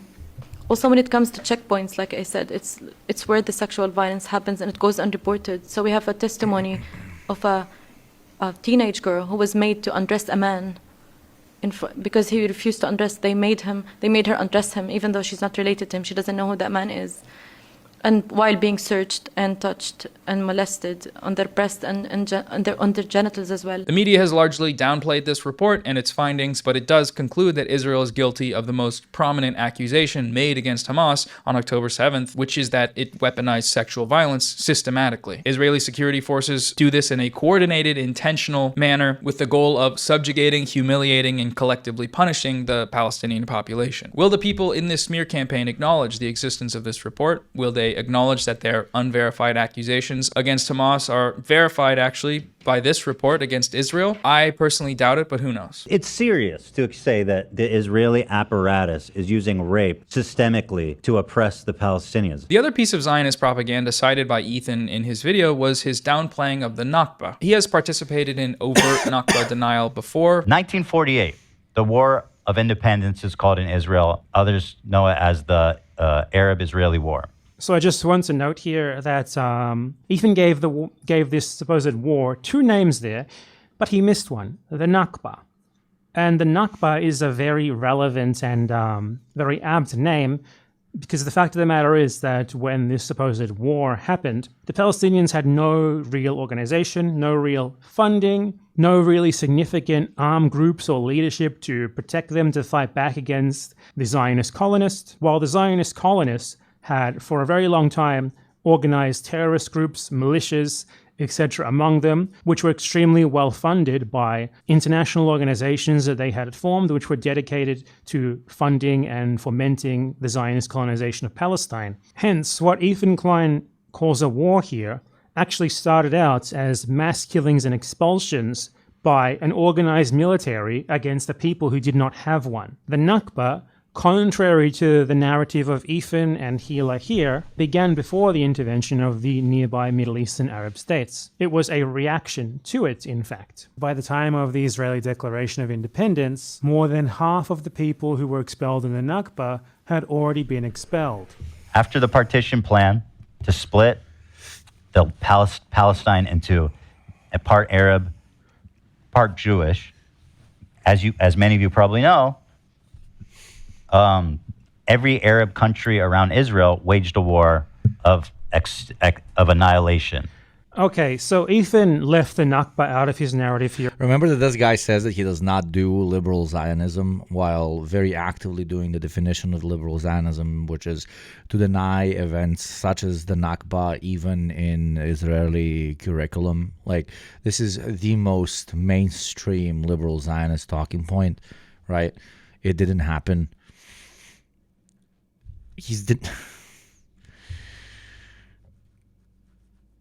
Yours entirely. That is. But no, that's not genocide apologia for some fucking reason. Absolutely inexcusable. Speaking of apologia, we never apologize for our great jihad against advertising here on Yugopnik Twitch. So support us in becoming 100% ad-free by subscribing or gifting to those less privileged than you, and avoid the ad that is going to play in exactly 2 minutes. Fuck that shit. Ain't nobody watching no ad. It's like leaving the Holocaust out of World War II. It simply cannot be forgiven. It is abhorrent, honestly. It's the only way that his narrative can really hold up here as well. But he does it again in the content nuke in a different way. He downplays the Nakba in the content nuke by equating it to Jewish expulsion from Muslim countries. In fact, there was more Jews displaced than Palestinians during the Nakba. 1 million Jews. This is done with misinformation, so he lies by omission regarding the nature of Jewish immigration to Israel. But even if he hadn't, this is on its face a piece of Zionist propaganda. Because being a refugee does not enshrine upon you some right to steal other people's land and make them refugees. That's what the settlement of Israel was, and any equivocation between that and other factors is a direct rhetorical justification for the crime. The very premise behind it is obviously flawed, and presenting the partition plan as if it was not clearly a grave injustice is a rhetorical trick to then sort of implant this idea that what Israel did was legitimate. They were just abiding by the plan, apparently, even though they broke every single thing that was stipulated in it, and that it is the fault of the Palestinians for rejecting obviously untenable things like this, rather than just giving up more than half of their country to new arrivals for their own exclusive use. And it's especially ironic that Zionists love to cite the partition plan as somehow legitimizing when they reject, like, literally every other UN prescription or decision, binding or not, ever made on the subject of Israel-Palestine aside from it. The last main point on Ethan's support of the genocide in Gaza is his effort to delegitimize resistance to that genocide. He spends a good deal of time in his video going after Hezbollah and Ansar Allah, literally calling them the bad guys. All right, so these guys are clearly the bad guys. I feel like I already touched on this a bit in this video and the last one, but what struck me about this section was just the brazen lies about these groups, spreading the ridiculous claim that Hezbollah... No, but it's also like it puts you in a very fucked up position, which obviously if you're just a hypocritical Zionist, you can get over. It puts you in a fucked up position where you have to justify Israel's actions as necessary. So our type of violence is absolutely necessary because of this evil terrorist organization that is operating there and that is brainwashing little babies who will one day also be insane terrorists. That's why we need to stop them. But at the same time, it needs to give the pitch that any sort of violent resistance against the Israeli state is unacceptable because reasons, because ethics, because international law, because it's a magical Jewish land, because X, Y, Z, Epsilon, and all the way to the end of the fucking galaxy. Calling it hypocritical would kind of undermine the point, because it's not just hypocrisy that we're talking about here. It's trying to juggle two things that cannot exist in the same room at the same time. And the only way you can talk about these things when it comes to interstate actions or inter-ethnic actions, etc., is if you genuinely do inherently, at the end of the day, if you don't want to be a massive hypocrite, as I said previously, because that would be, understating the point, you have to genuinely completely dehumanize the other category, right? Our violent acts against them are necessary because of what? You have to believe in their inherent barbarity, in their inherent inability to be reasoned with. And you have to believe in your own people's inherent ability to be reasoned with when you say that any violent actions taken against us are unacceptable because you can just sit at a table and talk to us. The Arab cannot understand conversation. We can.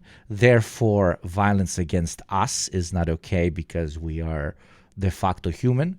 And violence can be used against them because they are de facto dogs to be whipped into submission or completely removed from the playing field as a whole. So again, it puts you in a very shitty situation out of which you either come out as an anti-Zionist because you understand that it's absolutely insane to be making one argument to one people or the other, okay? That's one option you have. And the second option is to fully dedicate yourself to fully internalizing the dehumanization of the other category of people, right? That's it. Hezbollah is responsible for... Basically what I'm saying is you just have to be inherent, you have to have a lot of internalized bigotry, and sometimes not just internalized, but very open bigotry towards the so-called other in order to pursue this sort of logic, and not, be subsumed by the irrationality of it. For the entirety of the death toll of the Syrian civil war, while also changing all of those deaths, which included combatants, to civilians, and accusing them of genocide. They participated in the slaughter of... Hugo, I'm late to the stream. What are we talking about? We're talking about rat fuck idiots supporting mass murder, my friend. Yes, rat fuckers. Over 500,000 Syrian civilians. And they killed hundreds of thousands of civilians in what can only be described as a genocide. No one does this. I don't know where this came from, but it's just legitimately a bizarre claim to make. Or his false claims about the Houthis, that the hostages taken from the Galaxy leader had not been seen or heard. The humanization also cuts in both directions. Their arrogance leaves them wide open to having their own bullshit turned on them one day, not because of others' ideology, but their own. Fully. One could even make the argument that the reason the so-called Jewish state is so fervent in their dehumanization of the other is because of the generational trauma left over from the Holocaust, right? And instead of learning the lessons of dehumanization, always bad because it was used on our people, they simply want to become the boot that steps and not the face that is stepped on. And that unfortunately will most likely in the long term, as you beautifully put, create a sense of we either crush or we will be crushed in the general Palestinian psyche at some point as well. That's the fucked up thing with this sort of circle of systematic violence. It does not tend to, unfortunately, at least in modern history, resolve its own contradictions. It tends to lead to, there's a reason why we call it the cycle of violence, to the snake eating its own ass, right? We are dehumanized. We are treated like absolute garbage. We do not want to be treated like absolute garbage again. That's why we will allow ourselves to fully dehumanize the other, to make the other into garbage. It's very fucked up. And there's plenty of cases where this happened. People that gets completely fucking mass murdered and tortured, then gets to be the one with an upper hand in the balance of power, proceeds to dehumanize the enemy, who up until that point dehumanizes them and completely removes them from existence sometimes even. I said the thing, Lesnake eating its own asse. Saman is going to say the thing in 4 minutes and 30 seconds. Unfortunately, an ad will play. Jeff Bezos likes us to be subsumed in el consumerismo. So, if you would like to stay away from that and support this ex-ad guy in his great jihad against advertising, please do consider becoming a sub for $6 a month for free through Prime or by gifting to those less privileged than you, and avoid the ad that's playing in exactly 4 minutes at the top of the ad break. Thank you very, very much. Heard from since the genocide began. I'd like to remind everybody that the crew that's kidnapped in this video has been missing for over a year now with zero updates on their health. I genuinely think that you're right, Hugo. I suggest everyone reads Man's Search for Meaning. It was by a Jewish doctor who lived and somehow survived the camps. It's a very good book, I agree. He talks about certain victims who became, as he says, unbearable victims. They acted as if they could do anything horrific because of their own suffering. Exactly. I mean, come on, let's be fucking honest here. Let's be honest here. That's the main ideological, not the main, but one of the strongest ideological pitches of the Israeli state that a lot of people kind of even sometimes relate to. It's the pitch that it's a people that were bullied that now deserve to bully, but that is never, ever an acceptable answer, because at the end of the day, you want less bullies, right? You don't want to switch who's doing the bullying. That is the mentality of a reactionary child, right? And it worked because it was like, look at these people and how much they've suffered. Now they get to step. But no, we must refuse that. That is unmaterialist. That is new feelings, bro. That is pure new feelings. That is revenge fantasy psychopathy. And it's additionally stupid because the revenge fantasy is almost never directed to the perpetrators of the original crime. Like, Israelis are not colonizing fucking Germany, bro. Okay? It's directed to somebody completely unrelated to the situation, to the original situation. That's the modern Palestinian people in general.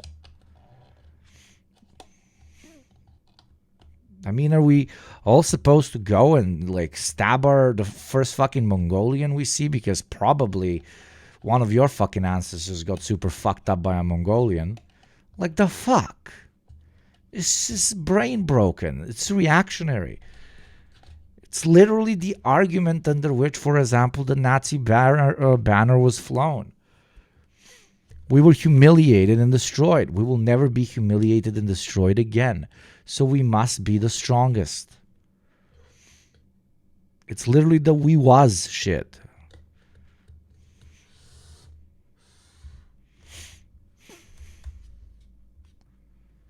whereabouts, or anything. That lines up with leftist values. Eye for an eye mentality, exactly. But sometimes not even directed at the eye of the person who did this to you, but like their distant cousin that had nothing to do with it, or sometimes even a completely different person, because now you've been so PTSD'd out of your fucking mind that you see a potential threat in everybody around you.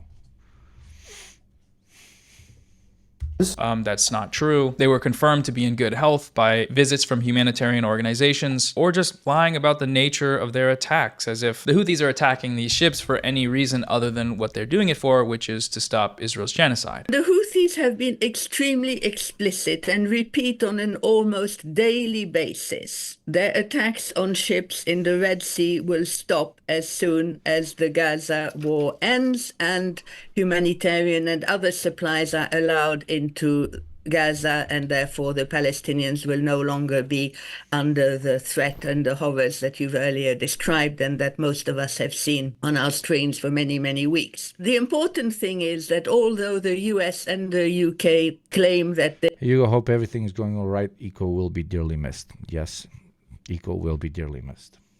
If you would like to support the Palestinian cause in her name, you have a pinned link in the chat. Thank you. they're only defending free movement in the Red Sea and refuse to accept any connection between this and the war in Gaza.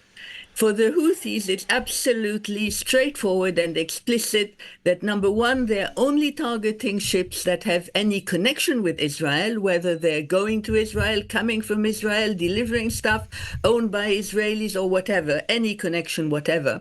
And that other ships are not targeted, except, of course, now, since the US and UK strikes have started, they are also targeting US and UK ships. Also evident in the fact that during the ceasefire, quote-unquote ceasefire, that Israel violated over 1,000 times, the Houthis stopped the attack. The part I hate the most, is Israel subsuming the mantle of Judaism and claiming Jewish supremacy that actively increases anti-Semitic sentiment worldwide, just bolsters Nazis and other places. Absolutely. This is the case of almost any reactionary movement of any ethnic or religious background. It is using cultural belonging, religious belief, sense of self, not as a kind of call to bettering said group or category or whatever you want to call it, but as a means to excuse away certain types of behavior. Right? And they only started them up again when Israel started completely starving out the Gaza Strip, fully restricting aid. Like Nazi Germany represents all Germans. Fascist Italy represents all Italians. ISIS represents all Muslims. Slobodan Milosevic represents all Serbs. Right? That is what the reactionary does. He does not ask. He claims. Israel claims to represent all Jews. Did it ask all Jews? Of course fucking not. The Nazi Party claims it represents. It knows better. The Israeli state says that it knows what is best for all Jews. The Nazi Party says that it knows better than all Germans what is better for all Germans. That's fascism at its crux. It does not unite by preaching an idea and then allowing people to come into the fold. It draws the border of what the fold is. It draws itself around insecurities, around different types of bigotry, around stereotypes, around fears. It does not call you to join them. It simply comes to you, grabs you by the shoulder, and tells you, you're one of us. And these guys want to fuck you up. So with us, we're going to fuck them up first. It's not an inspirational movement, ever. It is one that is applied. And that's why it's immaterial. And in defiance of the starvation blockade, the U.S. and the South doesn't answer any actual questions. It poses new ones that weren't questions in the first place, and then pretends to answer them for you. Okay? You're not a real Jew. You're not a real German. Unless you agree on how we are answering the very questions that we coined. Saudis started bombing in Yemen and killing children.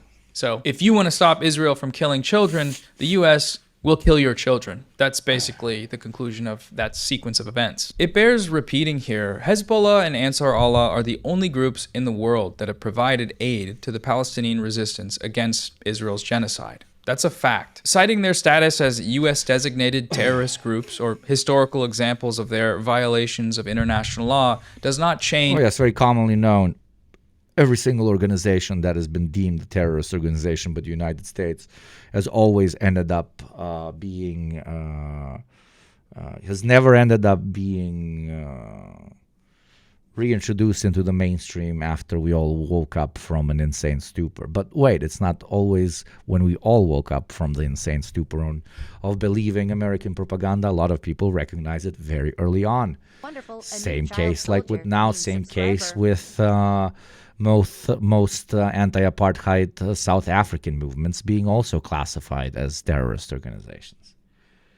But as I said earlier in the stream, back then you did not have as much access to information as we do now in order to call bullshit. Now we do have enough access, so you not calling bullshit is inexcusable. And your children will fucking hate you, and rightfully so. Thank you, Will Tokes, for the 14 months, my friend. You've not been in here much lately, hoping a great Yugo has been doing okay. Yes, thank you, my friend. Thank you very much. Change that fact. If we acknowledge the welcome back, brother, welcome back. The fact that Israel is committing genocide in Gaza, which Ethan, or at least his fans, seem to believe he does, then it must also be recognized that the international community is legally obligated under the Genocide Convention to employ all means necessary to prevent said genocide. When it comes to Israel's genocide in Gaza, these terrorists here are the only ones following the law, the only ones operating with any sort of moral compass. All states are... Yes, but my friend, moral compasses are defined by the powerful. So if you're not in the clique of the powerful, whatever you do is de facto immoral. Obliged to do everything in their power. Freedom fighters for me, terrorists for thee. To stop this genocide from continuing in Palestine. But when it's put into law, it's additionally dangerous, obviously, because then you can be what?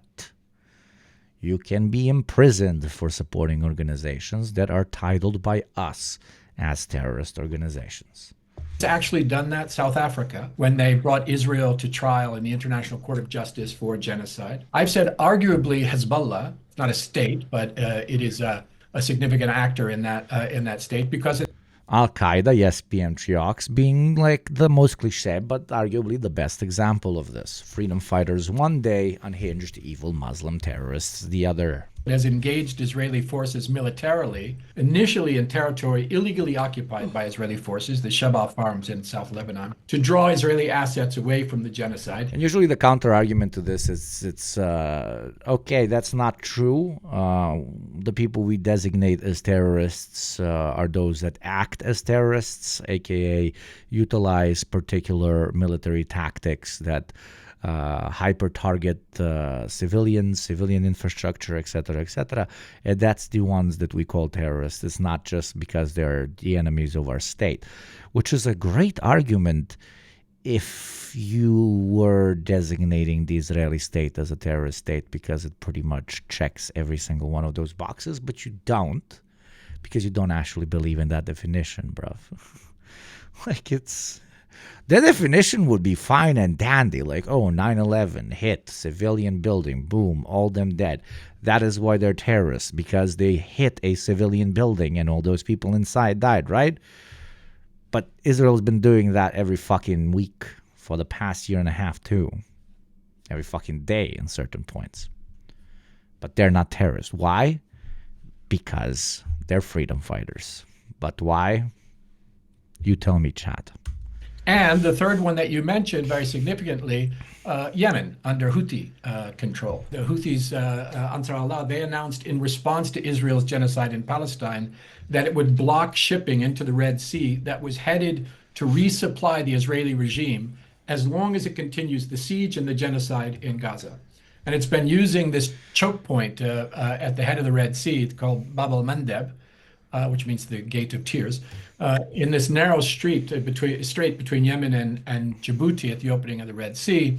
And they started this targeted partial blockade in November of 2023 when the genocide started by boarding an Israeli ship, and then they sustained the blockade until the announcement of the most recent so-called ceasefire. At that moment, the Houthis lifted the blockade while the ceasefire was going on, demonstrating that they were doing this as a humanitarian intervention in order to meet what the International Court of Justice has said is the responsibility of all states, and what the General Assembly in its implementing resolution has confirmed is the responsibility of all states to do everything in their power to stop the genocide and the siege that was being imposed on Gaza. You know, some ships avoided the blockade by sailing around Africa, but most of them couldn't. So the major shipping companies stopped sailing to the Red Sea, and the port of Eilat in Israel went bankrupt, which means that this blockade was working. It was denying the Israeli regime many of the goods that it needed to continue the siege and to continue the genocide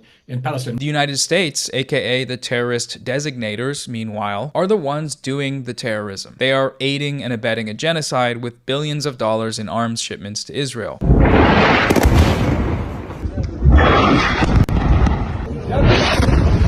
The liberal framework of thought is only able to conceptualize actors in conflict as being good and bad. Israel's far-right government is bad, Ethan says, but so are terrorists. Genocide is bad. I don't agree with genocide, of course, but hijacking ships is bad too. It's against the law, which is bad. Everybody should just stop doing bad stuff. Okay, well, Israel's not stopping. They're not stopping the genocide. The US is not stopping its arms shipments so that Israel can continue that genocide. That is the material reality. If you actually want that genocide to stop, you need to do something material to try to stop it. And so far in the world, the only people doing that outside of Gaza militarily are Hezbollah and Ansar Allah. If you spend all your time attacking these... Genocide is bad, but people actively fighting genocide is also bad. I believe in nothing. Oh, wait, no. In that case, you're not an enlightened centrist. You believe in genocide. If there's somebody is beating the shit out of a person in front of you, and you stand there and you're like, maybe nobody should... No, wait, bad allegory. If somebody's beating the shit out of a person in front of you and then somebody steps in and tries to save that person, if you say that those two are the same, you actually support the person beating the other one, not the one trying to stop the fucking beat.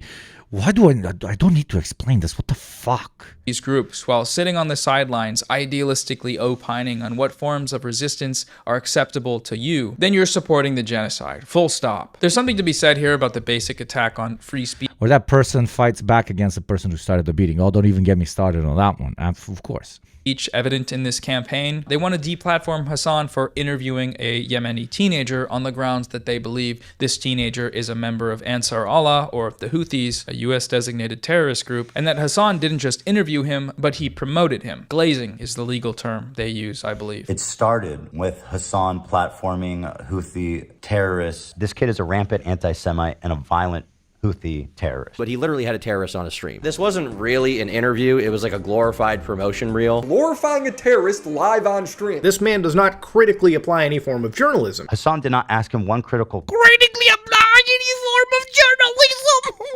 He does not critically apply any form of journalism, don't you guys know?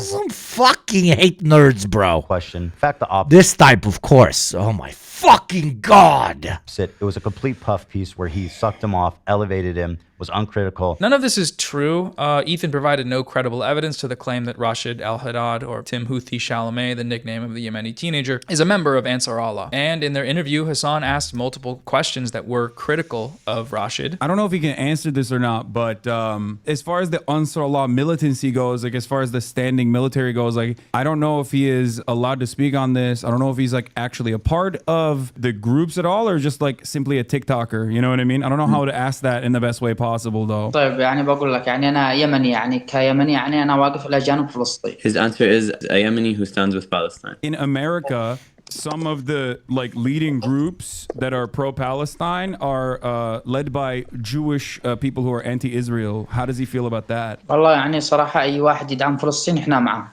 He's saying anyone that supports Palestine, we're with. Hell yeah. But even if that hadn't happened, and even if he were a member of the Houthis, calling for deplatforming on those grounds is a basic violation of free speech. It was very frustrating to see that because like there is journalistic value to interviewing every single person. People have interviewed Osama bin Laden. I was trying to make him comfortable in that conversation because I didn't know if he was a Houthi or not. I thought he might be, right? So I wanted... Yeah, the way I once twice interviewed Baden Penada, the left's literal Osama bin Laden. To make him as comfortable as possible. And then, yes, the conversation trajectory probably would have changed a little bit if he had said he was a Houthi. He said he was not. And I was inclined to believe him. There's no reason for me not to. But even in that process, they still asked him about like his thoughts on Jewish people, anti-Semitism and the like. They wanted to deplatform Hassan for watching an Ansar Allah music video on his... I love Hassan, but you don't have to ask him about... I'm not even going to say it. Thank you, Gamer Chat Squad Official. Thank you very much for the 5 community subs. Everybody say thank you, Gamer Chat Squad Official. I love and hate your name at the same time. Thank you for the 45 gift subs. You're truly, truly one of us. Stream, they claim that this is terrorist promotion, watching unfettered terrorist propaganda, as they claimed. But the question here is... Look, people in weird clothes that I do not see around my country, wearing those clothes and dancing in circle with guns. Very strange, very scary, very strange, very terrorism. What level of denunciation and condemnation would be required during Hassan's viewing of that video in order for it to clear the bar of a valid viewing of a piece of political media? The mere existence on the screen of a video from the Houthis is enough to trigger that post-9/11 war on terror response in the American viewer, to the point that they're willing to just call for his banning for making such violent and evil threats like Yemeni people are a musical people, or these songs function as an act of resistance against the US-backed Saudi genocide. Instead of terrorist propaganda, let's call it musicals. They do musicals. Instead of violent jihadists, let's call them musically talented people. They're very musical people. It is precisely this line of argument that the US government and the Trump administration have taken when it comes to the illegal kidnapping and detention of Palestinian activist Mahmoud Khalil. He is not charged with crime. He is being silenced for his speech on the grounds that it constitutes terrorist promotion. As this sort of terrorism is a threat to US national security, according to the US, this is grounds for detention. The terrorism in question here is, of course, advocating against the genocide. Whether it's the US-backed genocide of Palestinians in Gaza or the US-backed genocide of the people of Yemen through its crippling blockade that has resulted in the starvation of hundreds of thousands of people, or its indiscriminate bombing campaign that has killed tens of thousands more, in both of these places, the justification is fighting terrorism. When the US-backed Saudi coalition blows up a school bus full of school children, the justification they use is that they were targeting the Houthis. It was an attack which drew international condemnation and left the parents of 40 children crying over their graves. Initially, the Saudi-led coalition claimed the attack was a justified military operation. It was targeting Houthi leaders. Now, it says, it made mistakes. When Israel blows up a hospital, lighting medical tents on fire and burning Palestinians alive, the justification they're using is fighting terrorism. It's all part of this same system, and whether on the ground in Gaza or on the airwaves of media coverage of it, the premise itself of terrorism needs to be challenged. Which is why when you release a video for 3 million people attacking resistance to genocide as terrorism, terrorist groups, terrorist propaganda, terrorism, terrorist organization, you're sort of doing that same thing. The last point for today's video I want to bring up up is the concept of deflecting criticism. Ethan implies that my decision to criticize him or character assassinate and horrifically lie about him, as he put it, is tied to Hassan being my idol, and my idol being criticized compelled me to defend him, seemingly against logic or reason or something like that. This was an accusation shared by many of the viewers of my video. Hassan Glazer detected. Yes, people don't simply want to stand against genocide and agitate against it. No, they are really obsessed with a social media influencer. That's why they do this, okay? But what would that make Ethan? Someone who is willing to support mass murder and genocide only because he hates a social media influencer. Holy fuck, who's worse here? Bruh. Opinion rejected. Now, what's interesting is that this response simply reinforces my point about the Hassan bad online media ecosystem. To these people, responding to my arguments on their own merit is unnecessary because they can simply write me off as de facto wrong because I am defending Hassan, who is de facto wrong because Hassan bad. It is not the actual political issue I am No, you guys are the weird ones because you are ready to undertake some of the most controversial opinions, period, today, which is to support a genocide, because Hassan bad, okay? Hassan isn't living in the minds of people who are utilizing their platforms to agitate for Palestinian liberation. They're just agitating for Palestinian liberation. And most of you would not care about Palestinian liberation. Hell, the main reason, but ironically, the main reason you are fighting Palestinian liberation is because it's the opposite of what Hassan stands for. So who's in a cult here? Who's in a cult? Defending him on, that they're able to challenge. The issue, of course, being opposing Israel's genocide in Gaza and informing viewers about the resistance to that genocide without screaming, "I condemn terrorism," into the microphone for every second of that coverage. No, it's not that. It is the mere fact that Hassan is on the screen while I make these points that seems to trigger this response. The response of completely ignoring the valid connections between Hassan's arguments and my own. It's cowardly, but expected, and only serves to strengthen my resolve in the notion that these people are not serious in their politics and therefore should not be taken seriously. The other major example of this sort of deflection is in regards to my citation of the YouTuber Bad Empanada. I can't tell you how many comments I received from people that decided to throw out all of the points made in my hour-long video in their entirety because at the start of it, I cited Bad Empanada. It's incredible how Noah went from his goofy YouTube videos to wholeheartedly fighting against propaganda. He's been fighting against propaganda for quite a while now, at least like 2 years. He's been dedicating to the cause hard. Empanada's prior responses. None of these comments started back with the Destiny Vosh era, etc., etc. And I mean, not a single one out of the seemingly thousands of them took the time to respond to, let alone debunk Bad Empanada's points about Ethan's video. So far, I haven't seen anyone do that. I want to suck Hassan's dick so bad.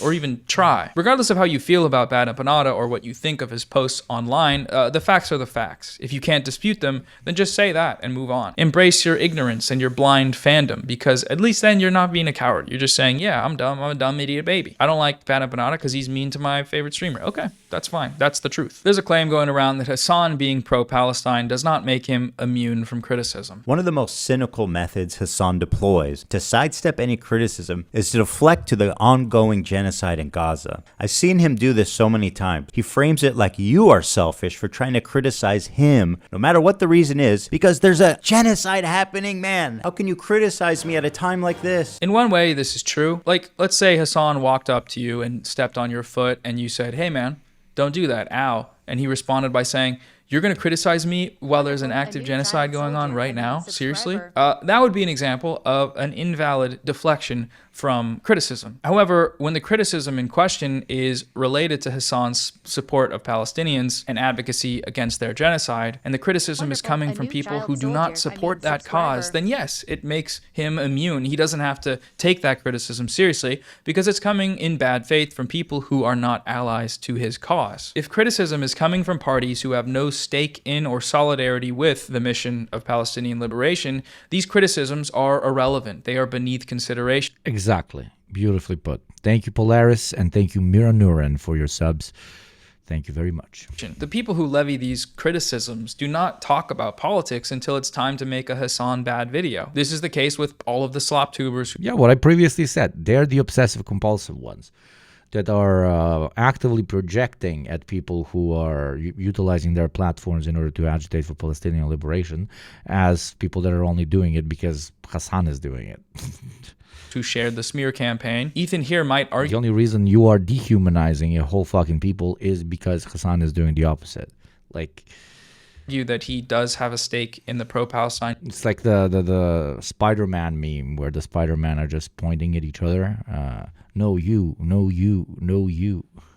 Movement, as he has referred to himself as a stalwart ally to this cause. I've been a stalwart supporter of the Palestinian cause for many years. This raises some questions, to my mind, namely, how? What did he do to be able to bestow upon himself the label of stalwart ally? Calling yourself an ally is already, what are you doing? Yeah, but in this case, especially, what are you do? What did you do? What did he do? He donated to a fundraiser. Okay. But what if I told you that this donation was a one-time donation of what is likely less than 1% of his yearly income to a fundraiser that Hassan ran, and that this was followed by total silence on Gaza over the course of the genocide until it was time to attack Hassan with smears that originate from genocidal Zionists. And then in order to justify these actions, he would hold that donation of what is likely 1% of his yearly income over far less, bro. Come on, what we doing here, dude? Far less. People's heads. I've donated $6,500 to a Palestinian charity after the war started. Hey, Ethan Klein, thank you for the dono. Ethan Klein gave $6,500. My goat. And when I say silence, I do mean that. A search through every episode of the H3 podcast, which is Ethan's most significant form of content creation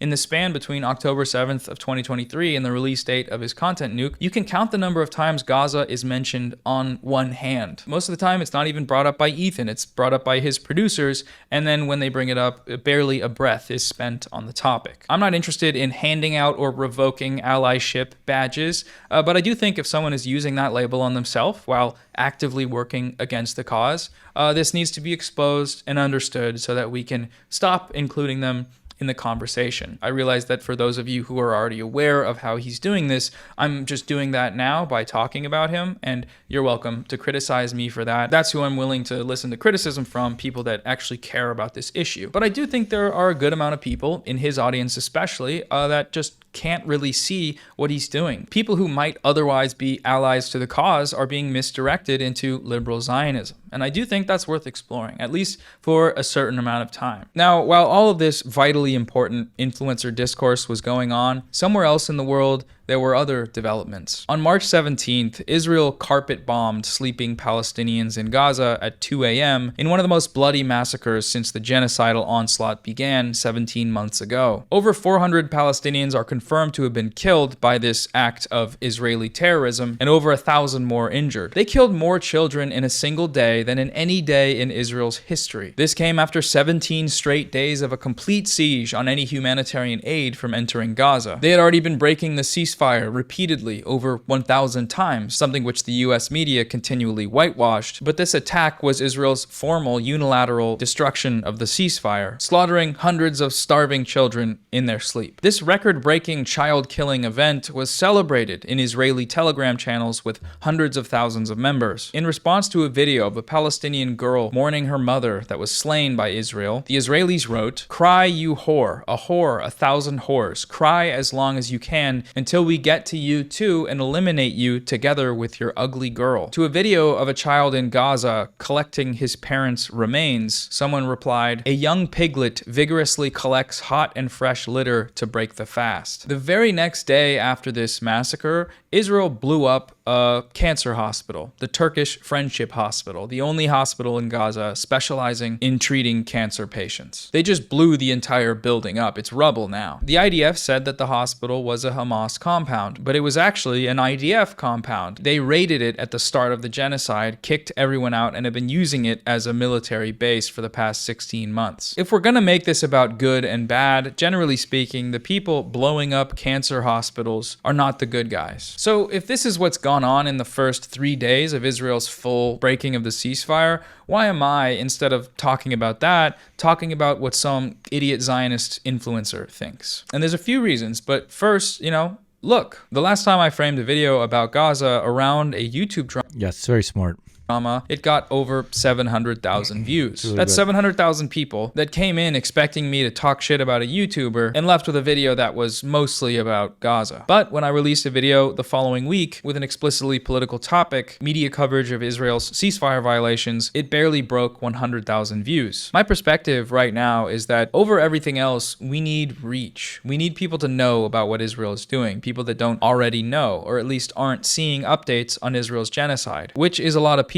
The media is not covering it. They weren't covering it a lot before, but over the past 17 months, that coverage has dwindled down to almost nothing. And as we've seen, the majority of it is just straight up manufacturing consent. This includes that record-breaking child-killing massacre from Israel. How many of you heard about that, described in those terms, the terms of what actually happened and not just another new, quote, Israeli Gaza offensive with some catastrophic record-breaking death toll that doesn't even make it into the headline? The best They manufacture consent for slaughter, and that's why it's important to call them out at times. I completely agree.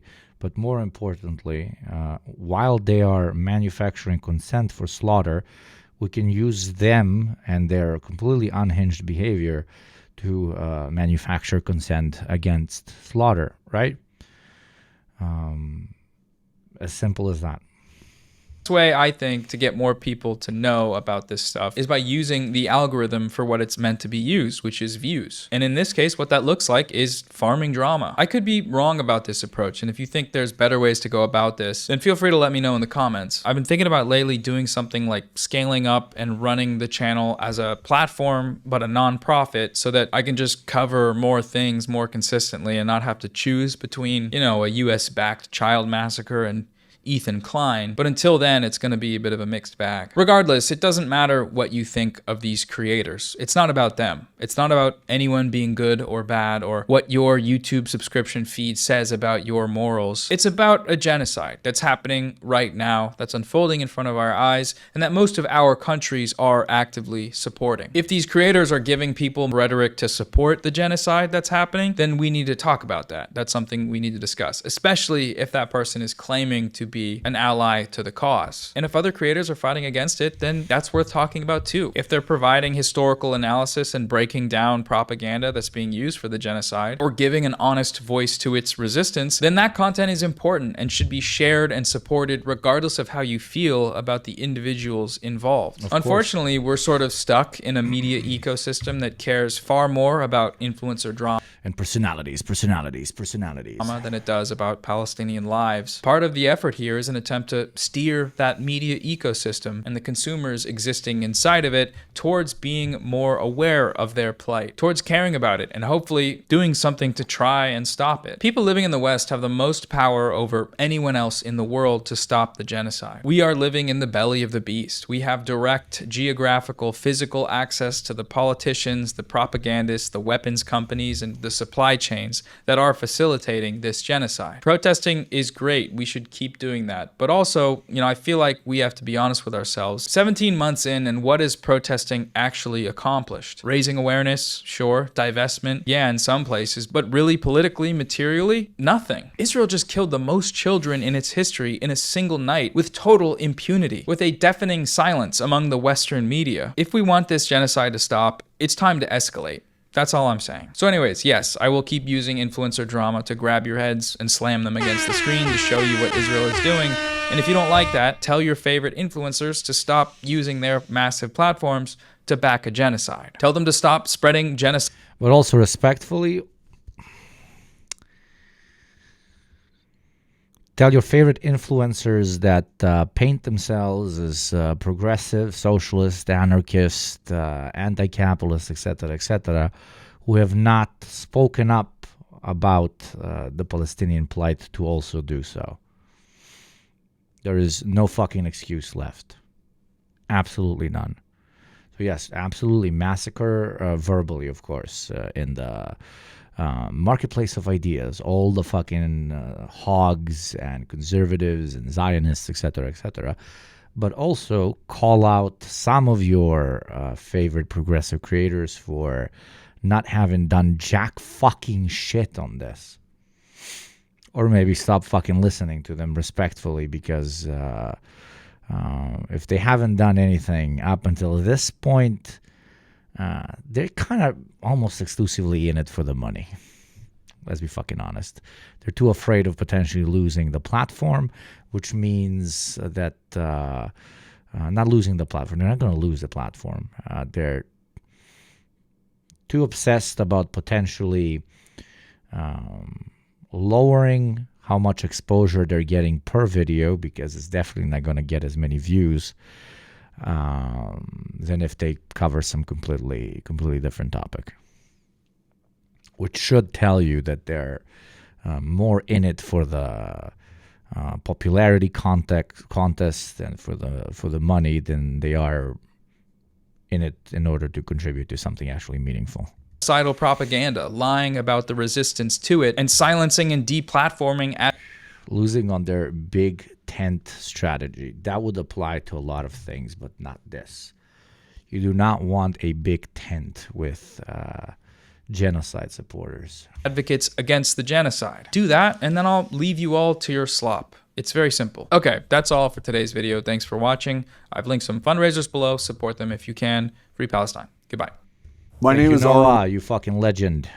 Thank you very much, Noah. Absolute fucking G. Absolute fucking G. Now, before we move in, please, everybody go subscribe to Noah. If you haven't, what the fuck are you doing? Go and subscribe. Too many cowards afraid of having a political opinion. Yeah, but I'm not even talking about the political opinion people, like the non-political opinion havers. I'm talking about channels that are exceptionally political, yet that they have not released a single fucking thing on Palestine.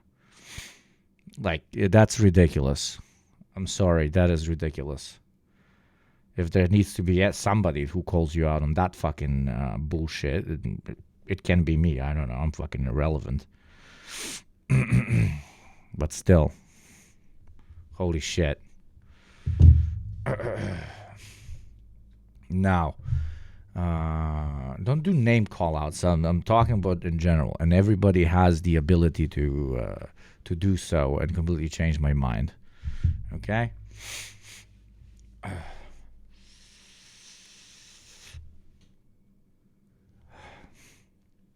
Now, a small palate cleanser, Wow Mao video.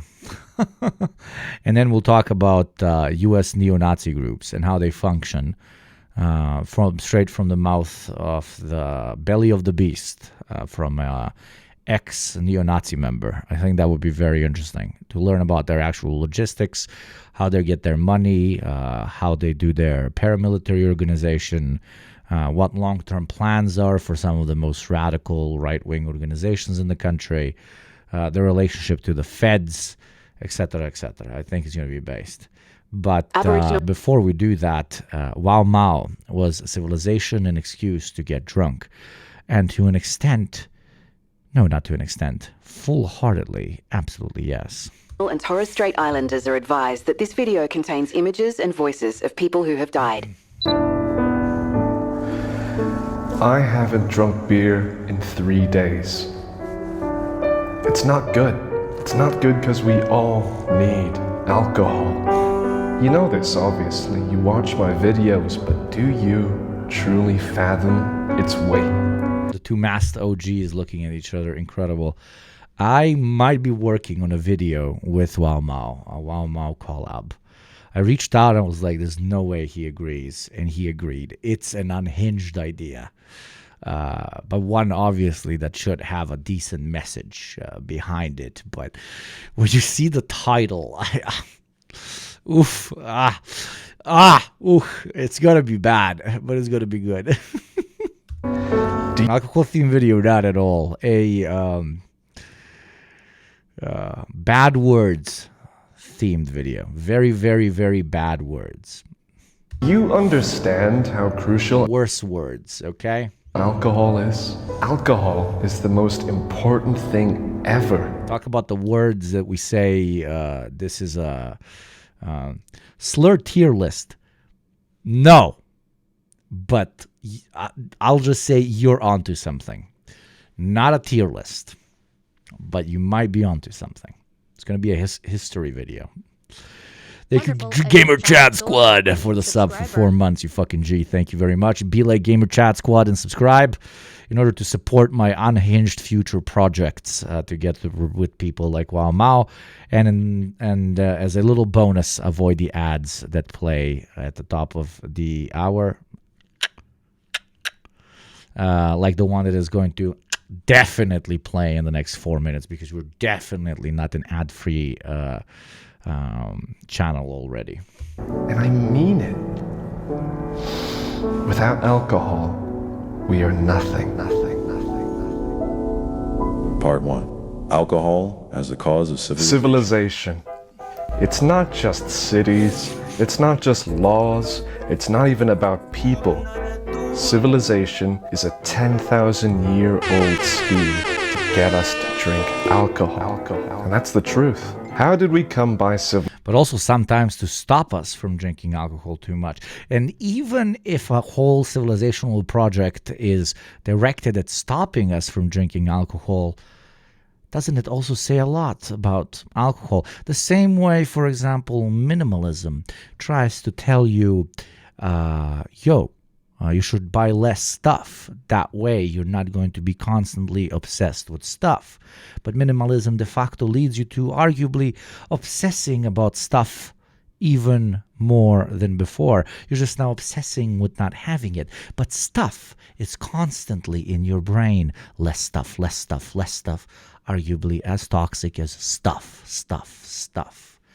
You must elevate yourself past stuff. You must elevate yourself past anti-alcohol or alcohol. You must become ethanol yourself. Civilization.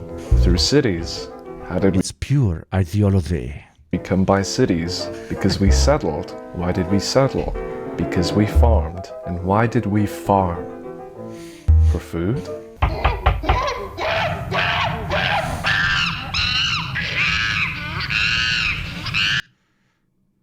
Gilgamesh, the tyrant king of Uruk, whose terror reigned. I mean, in the beginning, it was food. And then we started having a lot of food. And some of that food would go a little bit bad. But when it would go a little bit bad, it would give us an aroma, a smell, urging us to try it. Why not try it? Why not once? What's the worst thing that can happen? We die? I mean, it's 10,000 BC. Life already sucks. I might as well die. And then we take a sip from that big batch of fermented grape. And then we look at our hand, we look at our spouse, we look at the sky, and we realize that we've been touched by God. Rains down. Jesus, I should work for fucking alcohol marketing, bro. Upon the trembling earth, the gods and their celestial count. For young people in chat that don't understand what I'm talking about, when stuff ferments, that's how you get alcohol. You ferment stuff. It basically goes so bad that it becomes good. Council decree a challenger be created. Fashioned from clay and water, Enkidu emerges. A primeval man, wild and unconquered, equal in might to the oppressive king, cast into the vast and untamed wilderness, which the Sumerians called Eden. There, amidst the beasts, he finds his first and truest kin. The animals are his friends, and for his friends, Enkidu destroys traps laid by man and acts as the guardian of the wild. These frustrated the human trappers, who then summoned Shamhat, the temple priestess, to tame his savage soul. For 7 days and nights, she lies with Enkidu, her embrace a forge of domestication, and to further the transformation, she pours into his lips the amber drink of beer. When at last he turns to face his once kindred beasts, they flee from him. Eden, his primal cradle, recoils from his touch. Severed from the wild, Enkidu stands transformed. I love adding, I was now inspired to add to the quote, everything is about power except power. Power is about sex except booze. Booze is about booze. You know that old joke of like girlfriends sitting together and being like, he's still out at 2 a.m. He must be trying to get with other ladies and cheat on our lovely relationship. Meanwhile, dudes drunk being like, look at this fucking Wow Mao video, bro. Right? It elevates you past the material conundrum, which is to have or not to have, which is to take or to be taken. It is true enlightenment. It is going doo-doo brain. For his feet now tread the path of civilization. You think we started farming for food? Spend even more hours of the day than hunting and gathering to grow crops, yielding a meager pallid diet, less nourishing than the marrow of game? And only after we grind that crop into a fine powder, hydrate it, bake it in fire, then do we make it edible. No, dude. Obviously that wasn't the original idea. It's too complicated and stupid. A poorer yield, a frailer diet, it defies reason. There was literally no benefit to growing grains except for one instance, letting it ferment in water and making beer. There is no early civilization that didn't have alcohol. Mesopotamia, 8000 BC. Pre-commodification, okay? Let's input a little bit of Marxism here, okay? Before food was commodified and turned into an item which you trade for another item or later on for currency, the true enlightened, truly human approach to surplus food was not to utilize it in order to get more power over your fellow man or a neighboring tribe. It was to turn it into booze. The first moment man chose to not turn his surplus grapes into booze, he became a commodity producer. Fermented beer with water given by the Tigris and Euphrates. Think about it, actually. My point is like really on point. It's on point as fuck. Like it's unironically on point as fuck.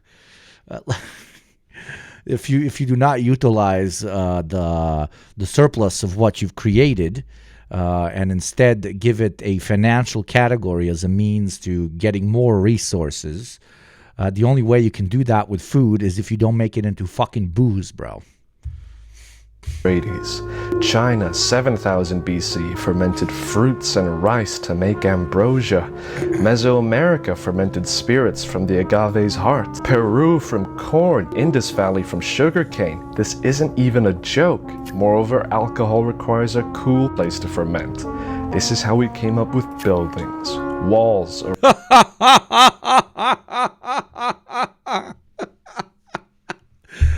I mean, you might not accept his truth, but his truth is truly enlightening. Also, I love the new fucking style with the levitating head. I should maybe copy that. a roof. It's the perfect place to ferment alcohol.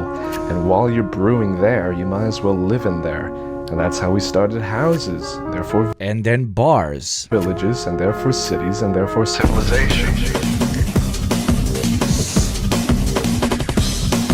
Man, whoever his editor is, this is some incredible shit. But hold on, it gets deeper than that. Alcohol has proven its importance, over cities, over flesh. But what, I ask you? Oh my God, and there he has the added like echo while showing a church. This is the most underrated creator on the platform, in my genuine opinion. Wow Mao is like, if I was the dictator of YouTube, I would make Wow Mao the fucking chancellor. Okay, like this is literally peak. It's peak. There's no higher quality content in the world except for Wow Mao. I'm dying on this fucking hill. Is the most important thing you hold. The answer is your soul. For if alcohol birthed civilization, how then does it ingrain itself in the matters of the spiritual? Or is the real question, did alcohol allow us to believe? Part 2. Alcohol as the cause of religion. Why not? Imagine the first guy that got drunk. Like the first dude that got drunk. He was like, okay, I'm literally being touched by God. I don't even want to think about the first guy that did shrooms or any of that crazy fucking shit, right? Like, oh my fucking God, the bush is on fire, you know? The bush is on fire, what the fuck, right? But even with booze, being like, oh my God, I can now speak in front of the masses. Oh my God, I must preach this booze. But they do not understand where it comes from. I shall say, hey, beautiful deity. I mean, if you believe that the world is not created out of evolution, but by intelligent design, that means that an intelligent design gave us wine. What was that Georgian joke? Wine was God's apology for giving us the notion of the self, self-realization. The notion, that's not self-realization. Consciousness. Wine was God's apology for giving us consciousness. Drink in moderation is one of the most ridiculous statements ever made. You must drink a little more than moderation. St. Paul. Yeah, then just don't drink. Yeah, this is so stupid. Like, I just have one beer. No, don't. Be healthy. Just don't have any. Like, God bless, it's good for you. Don't have any. But unless you're getting smashed, like, why are you, I'll have what does this contribute to? What? Either get smashed and don't fucking drink, please. One of these wisdom said we should take a little wine for our stomach's sake and for our frequent infirmities. The creation of alcohol, a process we understand now, but it must have been unfathomable to the primitive mind. You couldn't see it. You couldn't see it happen. You'd have no idea what's going on. Sometimes it didn't even work. To the ancient Sumerian, cradling his brew, this was no mere chance. It was the handiwork of a higher power.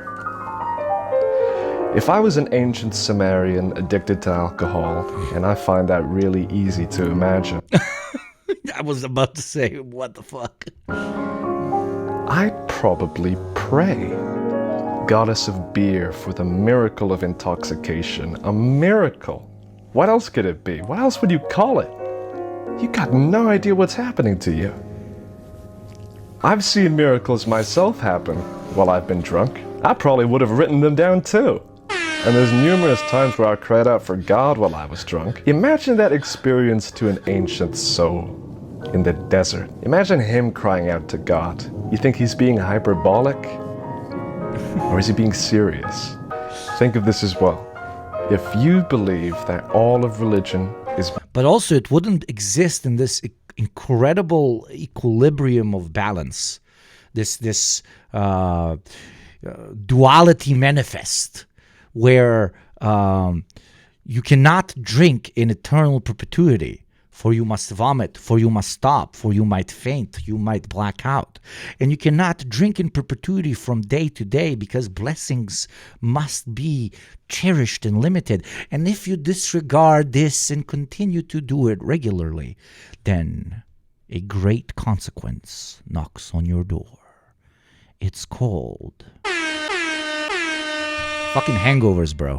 Fucking hangovers. The great fucking equilibrium of all.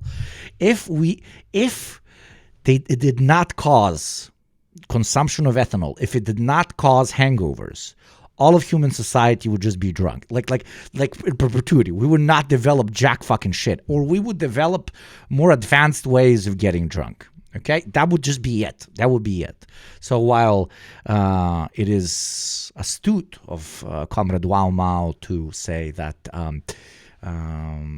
booze has been a blessing, we must also remember that hangovers have been a blessing as well. For all exist in duality. There is no death without life. There is no happiness without sadness. There is no liberation without shackles. And there is no drinking without hangovers. Man's creation. Why then did he forge torments to plague his soul? Demons in the dark, possession's grip, the fires of hell itself. Why dream up such burdens? Why make that shit up? Dude, you're stressing everybody out. Well, think about this. The hangover. That wretched specter clawing at the skull. Was that not the work of demons? Running out of beer, was that... Here we disagree with Comrade Wao Mao. No, quite to the contrary. Once we were given this great gift by Mother Nature or God or whoever you believe in, they understood the humans' inability to limit themselves when exploring the bounty of the earth. And that is when they gave us a hangover. It is not the demon. The demon wants you to continue drinking in perpetuity, but that then loses the blessings of the drink itself. It is no longer to be contrasted with everyday regular life, and therefore it to an extent loses its value. It no longer lifts, it becomes the status quo. But the hangover brings you down and reminds you exactly what you are fighting. That not a curse? And the father... The problem is, the problem with gooning is that there is no gooning hangover. Exactly! And that is why it is such an incredible plague on all of the world, except for the gooner children of Jezreel, of course. Speaking of stale ale, raging at his family, was he not to them possessed? Thus humanity put their fears into scripture to make sense of the chaos of drinking. And the thread runs deeper still, the blood of Christ, wine lifted in sacrificial rite, monasteries brimming with casks, monks tending not just souls but barrels. Even in Islam, the prohibition of alcohol still acts as an acknowledgement to alcohol's power. Alcohol is both revered and feared. Rightfully so. It has shaped not just the world around us, but our very souls. It's the way we feel about him. We think he has to have a drink, he needs it, and it keeps him happy and relaxed. And we like him to take a drink. And I like him to take a drink because of that. Part 3. Alcohol as the cause of everything. The invention of music. I don't know, man. Hugo becomes an old Greek philosopher when talking about beers. I become an old Greek philosopher when I talk about things that are original and not talked about previously, because everything else is simply repeating and repeating and repeating. And here we have in 4K the development of unironic new theory by our friend Wao Mao, and I'm trying to contribute to this new theory of everything coming from the belly of ethanol. Okay? But banging this stick again. Everything else is just repeating. Then obviously stuff that I believe in, etc., etc. But let's be honest, it is to an extent just repeating, paraphrasing, better explaining, and so on. This is the introduction of something new, right? And that is when I become very passionate. Against this rock over and over again sounds great when I'm drunk. The invention of warfare. Man, taking a guy's life is crazy. I gotta be like 2 beers deep for you to convince me to kill a guy. The invention of mathematics. How many beers does it take to get me drunk? Subtract that from the beers I've already drunk, and subtract that from the beers I have left. The invention of democracy. Alright, so who's paying the tab? Yes. Oh, man. The invention of time. Hey, man, do you know what happy hour is? The invention of jobs. Dude, I'll suck your dick if you give me beer money. The 2,000 years later. Invention of lying. Trust me, babe, I only had like a couple beers while I was out. The invention of festivities. Man, I really need a reason to get drunk right now. The invention of sports. Man, I really want to watch something while I'm drunk. The invention... Oh, what is he going to say? The invention of cigarettes? Oh, I really need to smoke something while I'm drunk. Of cigarettes. Man, I really want something to smoke while I'm drunk. Great minds think alike. Woohoo. The invention of cars. Man, I really want to drive something while I'm drunk. Man, there must have been so much fun back when there was no cars on the road. Please don't do this. You will kill someone. But back then, kind of sounds like a great fucking time, to be perfectly honest. Like on an open field with your little tractor, fucking buzzed out of your mind, like, woo, look at me. I'm a tractor guy. I'm a tractor guy. Woo, tractor guy. The invention of Belgium. Look at it, man. You think they were sober when they came up with the conclusion? I love the first powerful, violent impact of a glass of whiskey when it throws back in me and when it hits the mark below. I chase it then with a pint, and that's even more beautiful still. So go ahead, buy a beer right now. Buy a 4-pack actually, and feel no guilt. You're only doing what you're meant to do. Without alcohol, we are nothing. With it, we are all. They look through a glass, and while the glass and the lens might be the right strength, Americans being like, 4-pack? Fucking weak, brother. That is fucking weak. We only got 6 packs worth of piss water over here, brother. the distortion lies in the brain behind the lens. I'm so getting drunk with company time right now. Yeah, if anybody's struggling with booze addiction, like, I'm very sorry. You should not have been part of the chat. But for the rest of you on here, motherfuckers, holy shit, I feel inspired. And that is what they see. Remember the... Oh my God, jump scare. Woman jump scare.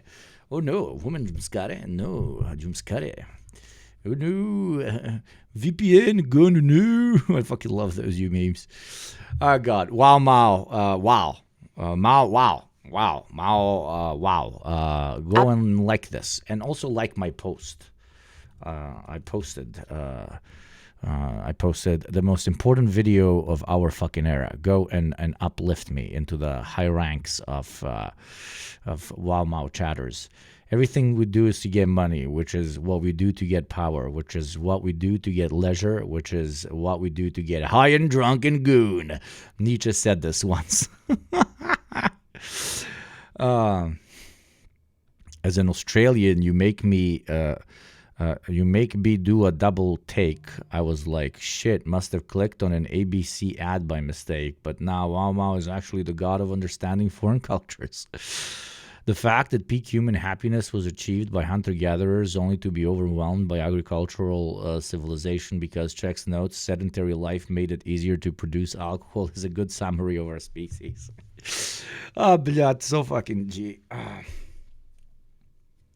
Was God's drunkest warrior to level the playing field. I retired and became sober. Absolutely good for you, man.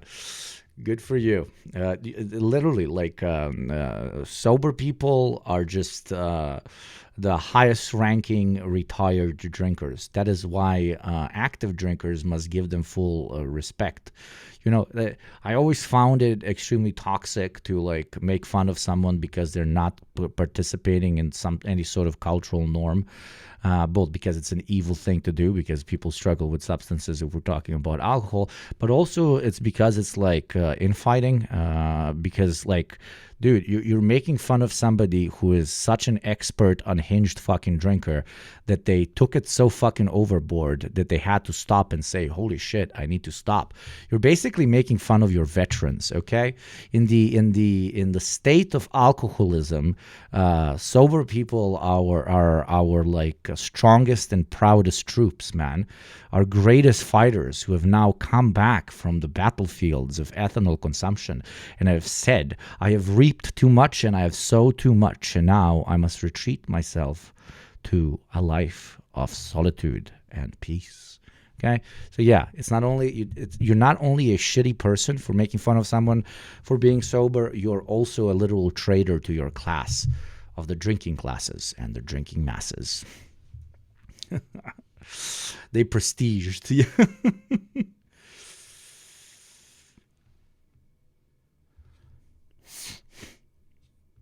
You're so real for this state. I mean, it's true. It's literally fucking true.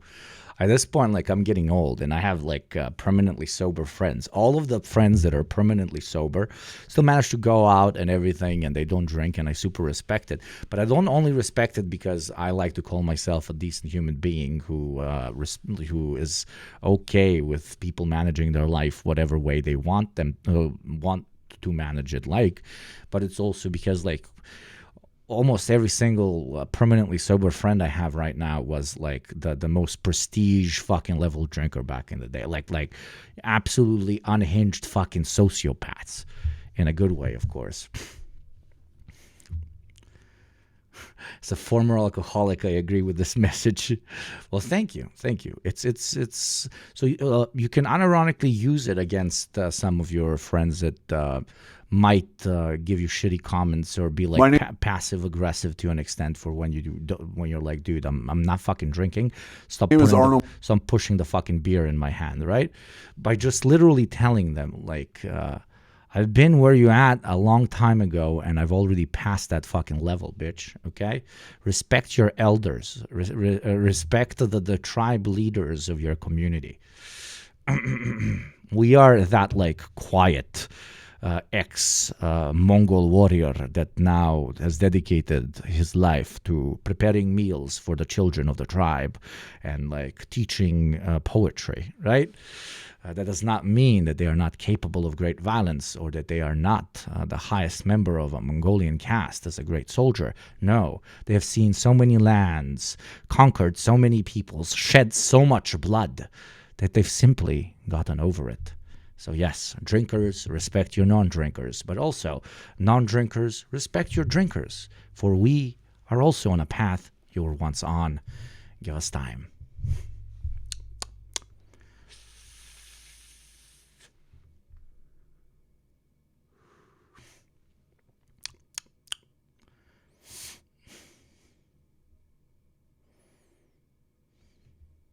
Michaelis. Now, we're moving on to how U.S. neo-Nazi organizations actually work. I'm going to go take a quick piss. I'll leave you with this handsome mug. I won't start it because I don't want to. No, I'll start it. No, then I'll miss the whole context, Blyat. How do I do this? I'll play something that's in the middle. And I'll come back and I'll rewind to the beginning. There we go. Women in our movement, but it was at least 7 or 8 to 1 as far as men to women ratio went. So there weren't a lot of women to go around. And typically the few women that were involved in the movement were all with the alpha guys. So the alpha guys all had hot girlfriends, and Joe Pissed Off White Kid sees this and he's not doing the math, and he's like, well, that's what I want. So I'm going to do what this guy says because then I'll get that too. Never mind that there's not a whole lot of women out there. I actually had one guy in my crew who dipped his toes in and left. When I was interviewing him for my book, I said, well, why did you leave? And he's like, dude, it's really hard to get laid when you're a neo-Nazi. Like, chicks aren't into that, man. That's not attractive. And that was his big motivator to leave. He's like, I wanted girls, man, and they're not into that. So that dynamic was really front and center in our recruiting and really in everything that happened in that group.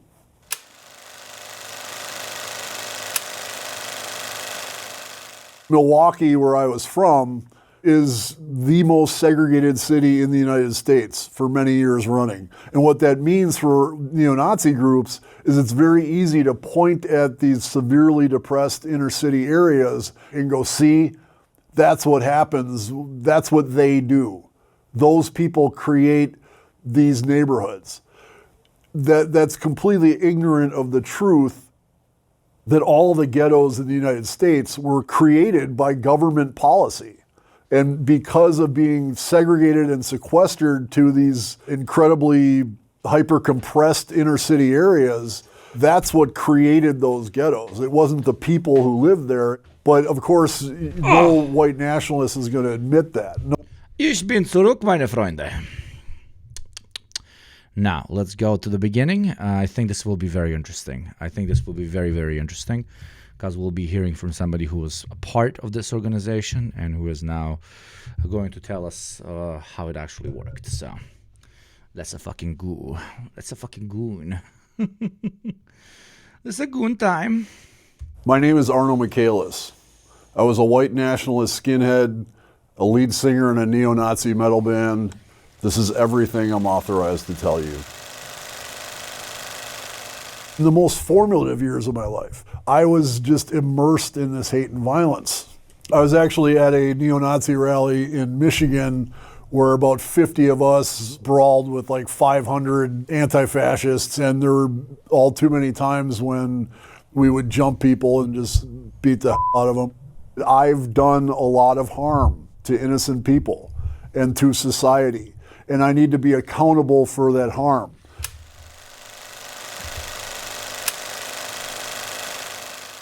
What attracted me to neo-Nazi ideology initially was really the hero story. I grew up being a big fan of fantasy and mythology. I was really into Greek myths and Norse myths as a kid. The mythology of... Were usually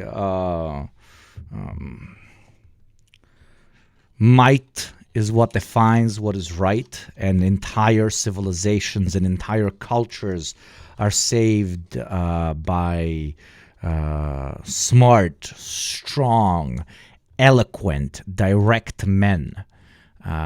Most people that hyperfixate on mythology, which then leads them to right-wing thinking, get only the reactionary aspects of mythological stories. They confuse themselves into thinking that these mythological stories are true historic accounts. And through that confusion, they start actually believing that society can be fixed as long as there are a few strong and dedicated individuals that will take on the Medusas, the serpents, the Cyclops, the invading tribes, etc., etc. It is a hyper-individualized understanding of how societies change, etc., etc. But it carries so much emotional weight. It is so heavy that once you start taking it in, its simplicity kind of answers so many questions. And to those questions, you answered in the same way. It's all about a couple of guys that really want to dedicate themselves to kicking out Medusa, and then everything's going to be fine. Nazi ideology going back to Adolf Hitler was that we are these Aryan supermen, the brightest of all creation, that are under assault by these dark, evil hordes. And here we are fighting back against them, against incredible odds, but with incredible strength. It was very much the same kind of mystique that you would find in a Lord of the Rings movie. That is why your boy Hugo calls it what? D&D, but IRL and violent. Or a Conan book. And for me, this was like my chance to actually be that hero on this noble quest. And then as I got more into it and took in more and more... And in the same way, like in D&D, you invent races, you invent cultures that you oversimplify and say, these guys behave like this, those guys behave like this. These guys are good because they're simply good. These guys are bad because they're simply bad. And if you do not have the information base, or to an extent very often even the intelligence, with all due respect, in order to counter-argue those points in your head, it sounds extremely legitimate. It like, why should I not be a part of the civilized, good, pure, advanced group? Why should I not do my best to advance it against the interests of the subhuman masses and tribes who, sure, cannot help themselves being bad, so we do not judge them, but we understand that it is either us or them. It is very often like introduced to you with a heavy moral undertone, right?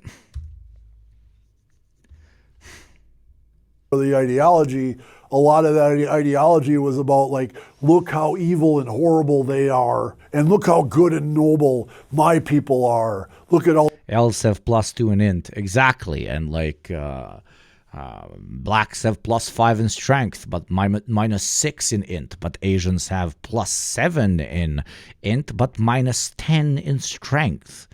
While, I don't know, the Western European white man has like a mid but OP build, and all the other ones understand that he has a OP build, and that is why they unify in order to destroy them. Etc., etc. All these great things we have done despite all the challenges and despite being under assault by everybody else. There was actually a music distribution. Could we watch the Freda video I added? Sure. Or after this one, maybe, yeah. Outfit in Chicago called Romantic Violence. And those two words sum up the entire ideology better than anything. Can video games be history? Yeah, that sounds good. That one, can video games be history? Yeah, after this one, we can go to that one. I could say at length. There's a romance to it. It makes you feel like you're a hero and you're doing something good for your people. As you get further into the ideology, it's all about pseudoscience, about how whites are superior to everybody else, all kinds of nonsense about the size of our brains and IQ. And then, of course, all of this is deeply rooted in anti-Semitism. The entire ideology is based on seeing Jews as the root of all evil on the planet Earth. That's the core of the neo-Nazi belief, is that the white race is this, first of all, it exists. You have to have some kind of idea of who's white and who's not. And again, that was never firmly established by anything. I remember meeting Italian skinheads. There was one crew that their leader was an Armenian guy who looked like he was, straight out of Iraq or something. And I said, "What are you, Italian?" He's like, "Oh, I'm Armenian. Hitler had Armenian SS units." And I was like, the cope. All right, well, if it was good enough for Hitler, it's good enough for me. But there you go. It is even the most strict form of fascism, which was Nazism, and it was, when it comes to racial categorizations, quite on borderline impressively strict. It also allowed for certain wiggle room, especially during the war, when they realized that if we are extremely strict with our racial categories, we might not be able to win this war. And then they wiggled on it, with all sorts of Croatian units, Russian units, fucking Turkish units, fucking Kazakh units, fucking Muslim units, fucking anything units, right? Fucking Arab units, right? They, what's the word?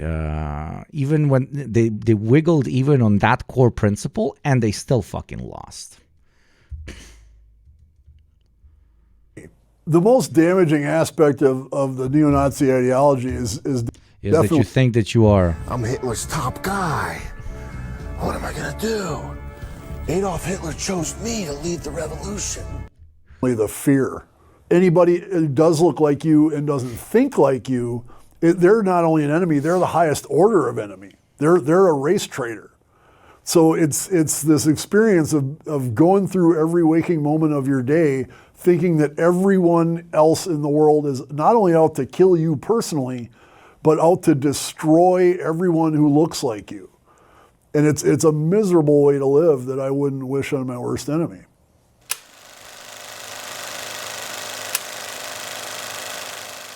I tattooed a swastika on my own leg, which I've since had covered up. I had a swastika on my middle finger for a time, cleverly. That doesn't sound too fucking respectful to the cause, bro, on your middle finger.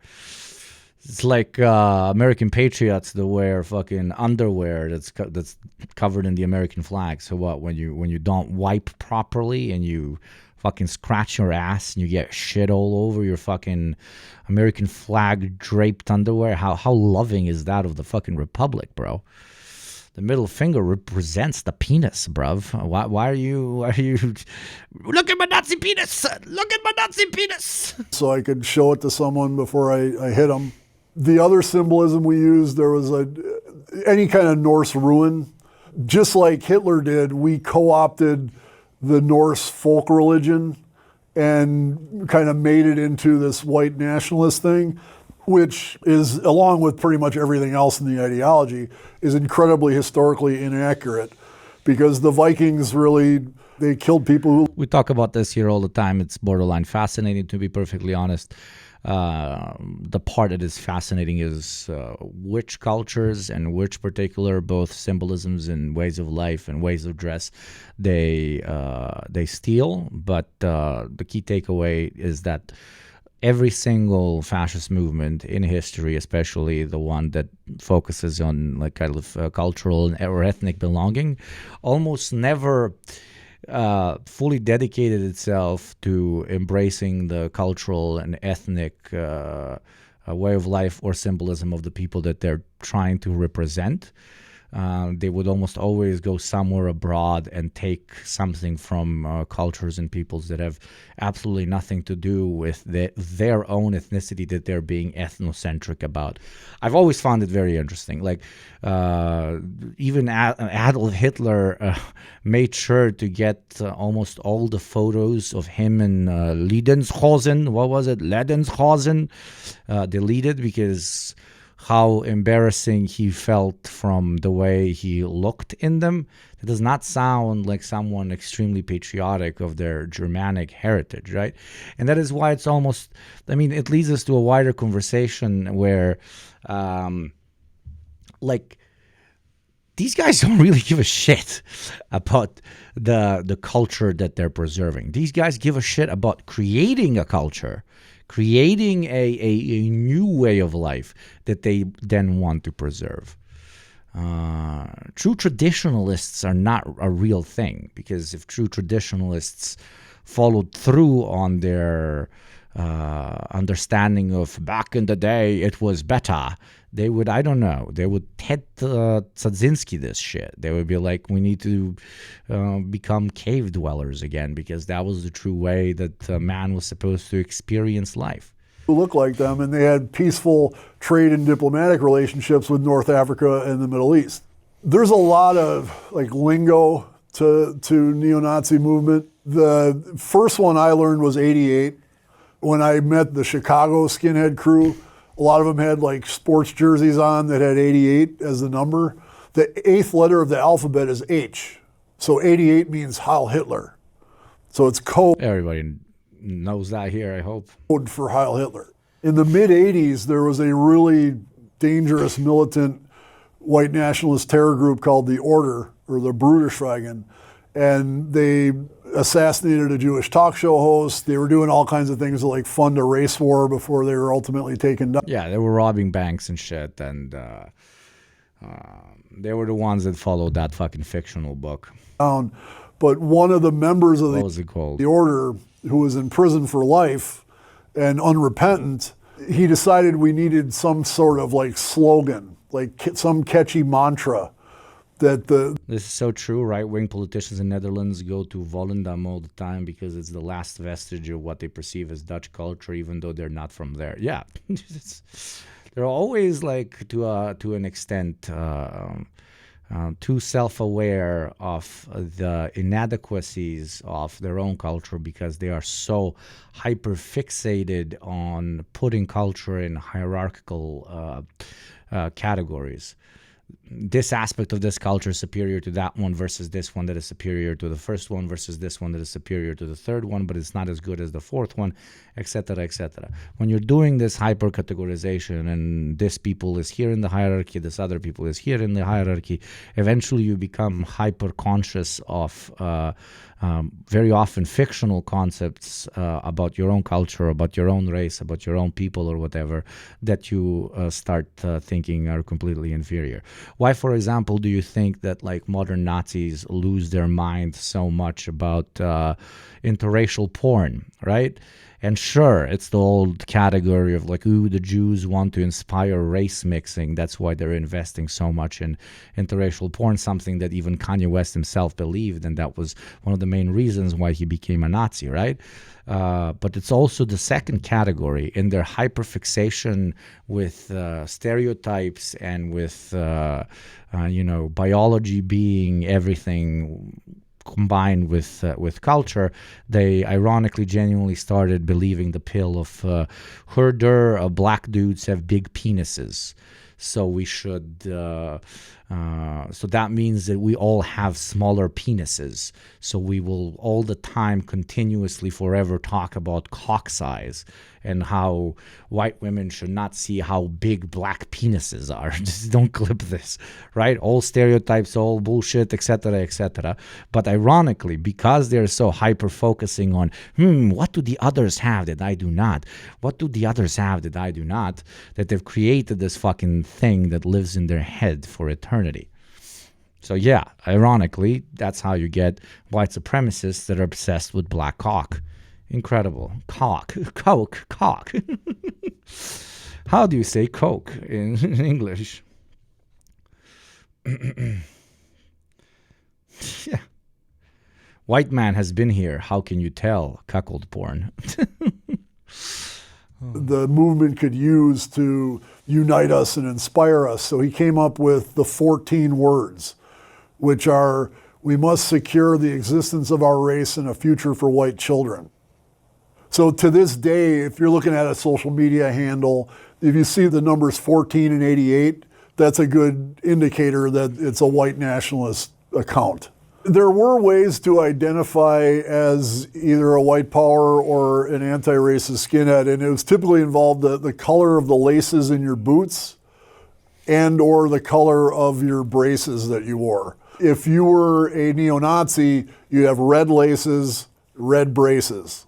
Anti-racist skinheads would sometimes wear white laces, although some people would say white laces are white pride, so they'd wear like yellow laces or anything but the red laces. And then, of course, beyond that, obviously, if you see someone with a swastika patch, a white power skinhead's typically going to have outright white supremacist symbols all over their body and tattoos and or patches on a jacket, whereas the anti-racist skinheads would also have like anti-fascist patches and things like that.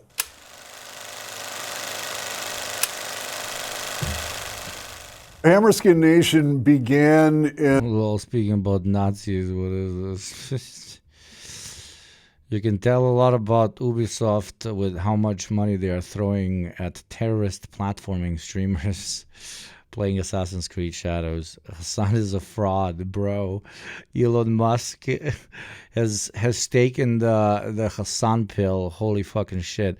Sellout would be more accurate. Objectively, he is promoting a terrible game just for the money. This bitch literally paid someone to power level his character in Poe 2. What do you mean I'm a fraud? Elon, I challenge you to a duel in Elden Ring. I will cook your fat rolling ass. That's great shit. That's great shit.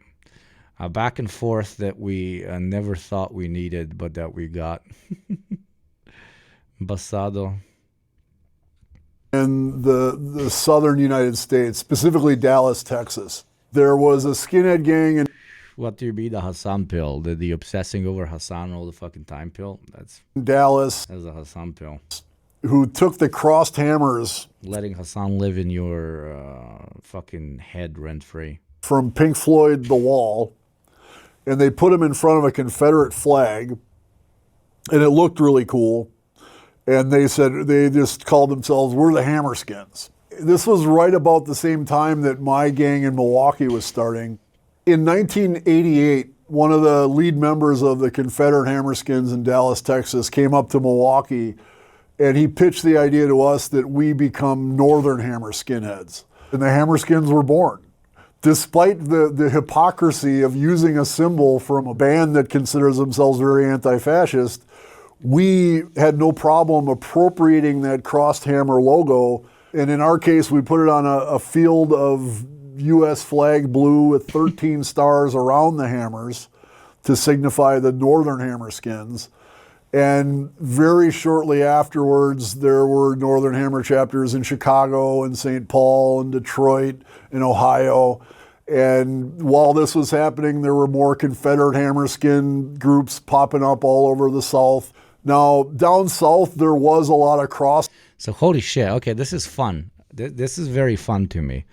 Because, as we previously said, these guys always steal symbolism, art, names from foreign cultures because they're like, that looks cool. We can adapt that to our thing, and it's going to attract a wider array of people. But what was culture in the 60s, the 70s, the 80s of hyper-consumerist America, right? It was products, including bands, right? So while in the past they would look at, I don't know, ancient Indian scripture and symbols, or ancient Scandinavian symbols, etc., etc., in the 30s, the 20s, when they were forming those groups, instead of the United States in the 70s and 80s, they were looking at what the coolest symbols were for that era. And the coolest symbols for that era came from the coolest people, and those were rock bands, metal bands, punk bands, etc., etc. So in that pursuit, they went and they took that and they added it to their little gallery. It's interesting. It's interesting how it repeats so much to a point of absurdity where, back in the day it was stealing religious symbols, etc., etc., pagan symbols and so on, and now it's literally just taking a fucking logo by a privately owned group.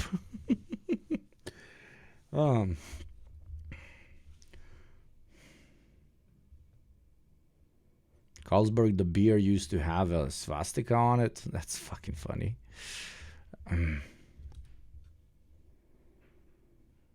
Mork Carlsberg Skatte, Danish brewery company, Carlsberg Group.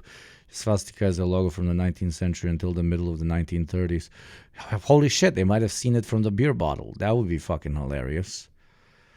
Imagine if they saw it from the beer bottle and we all got it super fucking wrong. Oh, thank you. Thank you, Figgy. Speaking of thank you very much to all of you who consider subscribing and supporting what we do here on the show. Inadvertently also causing the adpocalypse and avoiding the ad that is going to play in exactly 1 minute and 10 seconds. $6 a month, free through Prime, or gifting to those less privileged than you are all very, very fine options. Feel good, don't watch ads, make others feel good. Thank you very much for even considering it.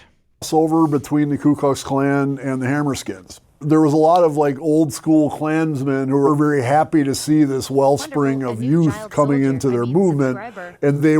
Thank you, Will Tokes, for oiling me up, baby. I am all covered in Will Tokes' oil. Cover me up in all sorts of oil. I am very, very grateful. Thank you, Will Tokes. Were okay to stomach the tattoos and the punk rock music in the process. So there were a number of Confederate Hammer skinheads who were also members of Ku Klux Klan groups at the time.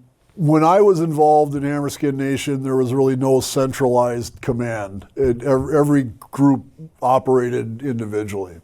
It was really just, we use the same symbol. We're all racist anti-Semites. We're all violent drunks. We all love this music.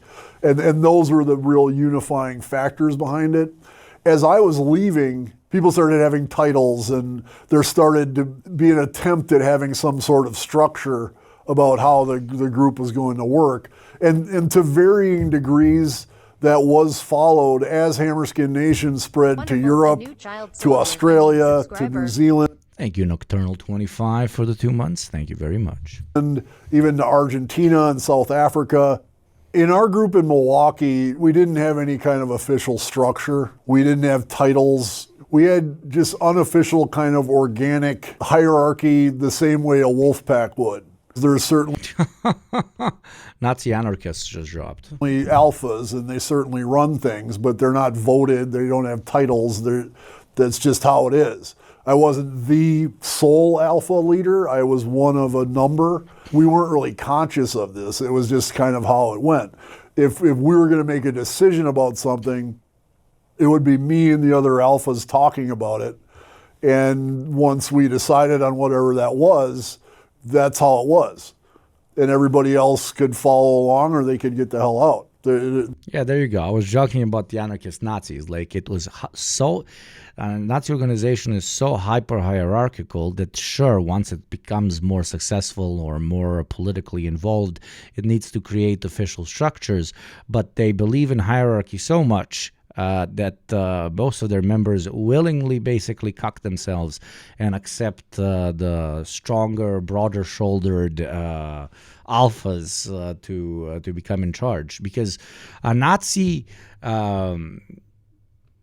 exists in the duality of wanting to be superior to others, but also subservient to the ultimate authority, right? They always exist in this not balance, a lack of balance.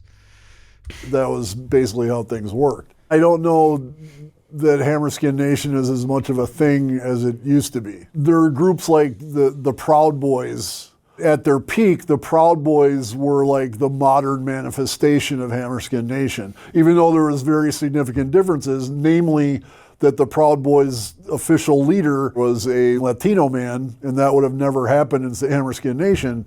But other than that, they were a street brawling, kind of street fighter-oriented group, and I think a lot of Hammerskin Nation people, if they didn't grow out of it, which most of them do, honestly, they may have found themselves affiliated with groups like the Proud Boys.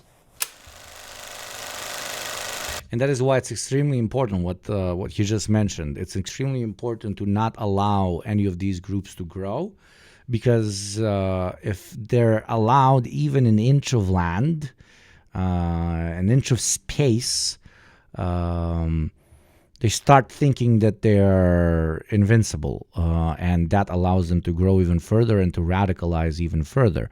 But that is a double-edged sword. If they do not manage to garner greater political power, more members, more money, more influence, they very quickly fall apart, because most of them are in it to feel powerful, to feel domineering, to be on top of the food chain. But the moment you start looking around and noticing that you're a bunch of stupid fucking losers that have done nothing with their fucking life, that sort of driving force that might have pushed you up until that point can no longer sustain you. And you start recognizing that you are a bunch of stupid fucking losers and that you should do something else with your life. But if it's not stopped at that instance and allowed to grow, allowed to make you feel powerful, allowed to make you feel like there is a grander path set in front of us of what we can actually achieve, then you'll stick around. That's why never give them a fucking inch. Never give them a fucking inch. Because from 1 to 100 is much fucking faster for a fascist organization than for a progressive one or a communist one or whatever. But also from 20 back to 0, it's also much faster for them, because they are in this constant loop of seeking, greater and greater and greater satisfaction from growth. The LARP is fed, so the feds hire them. Amazing. Oh, yeah, don't even get me started on that. Recruiting a neo-Nazi was 2 steps, basically.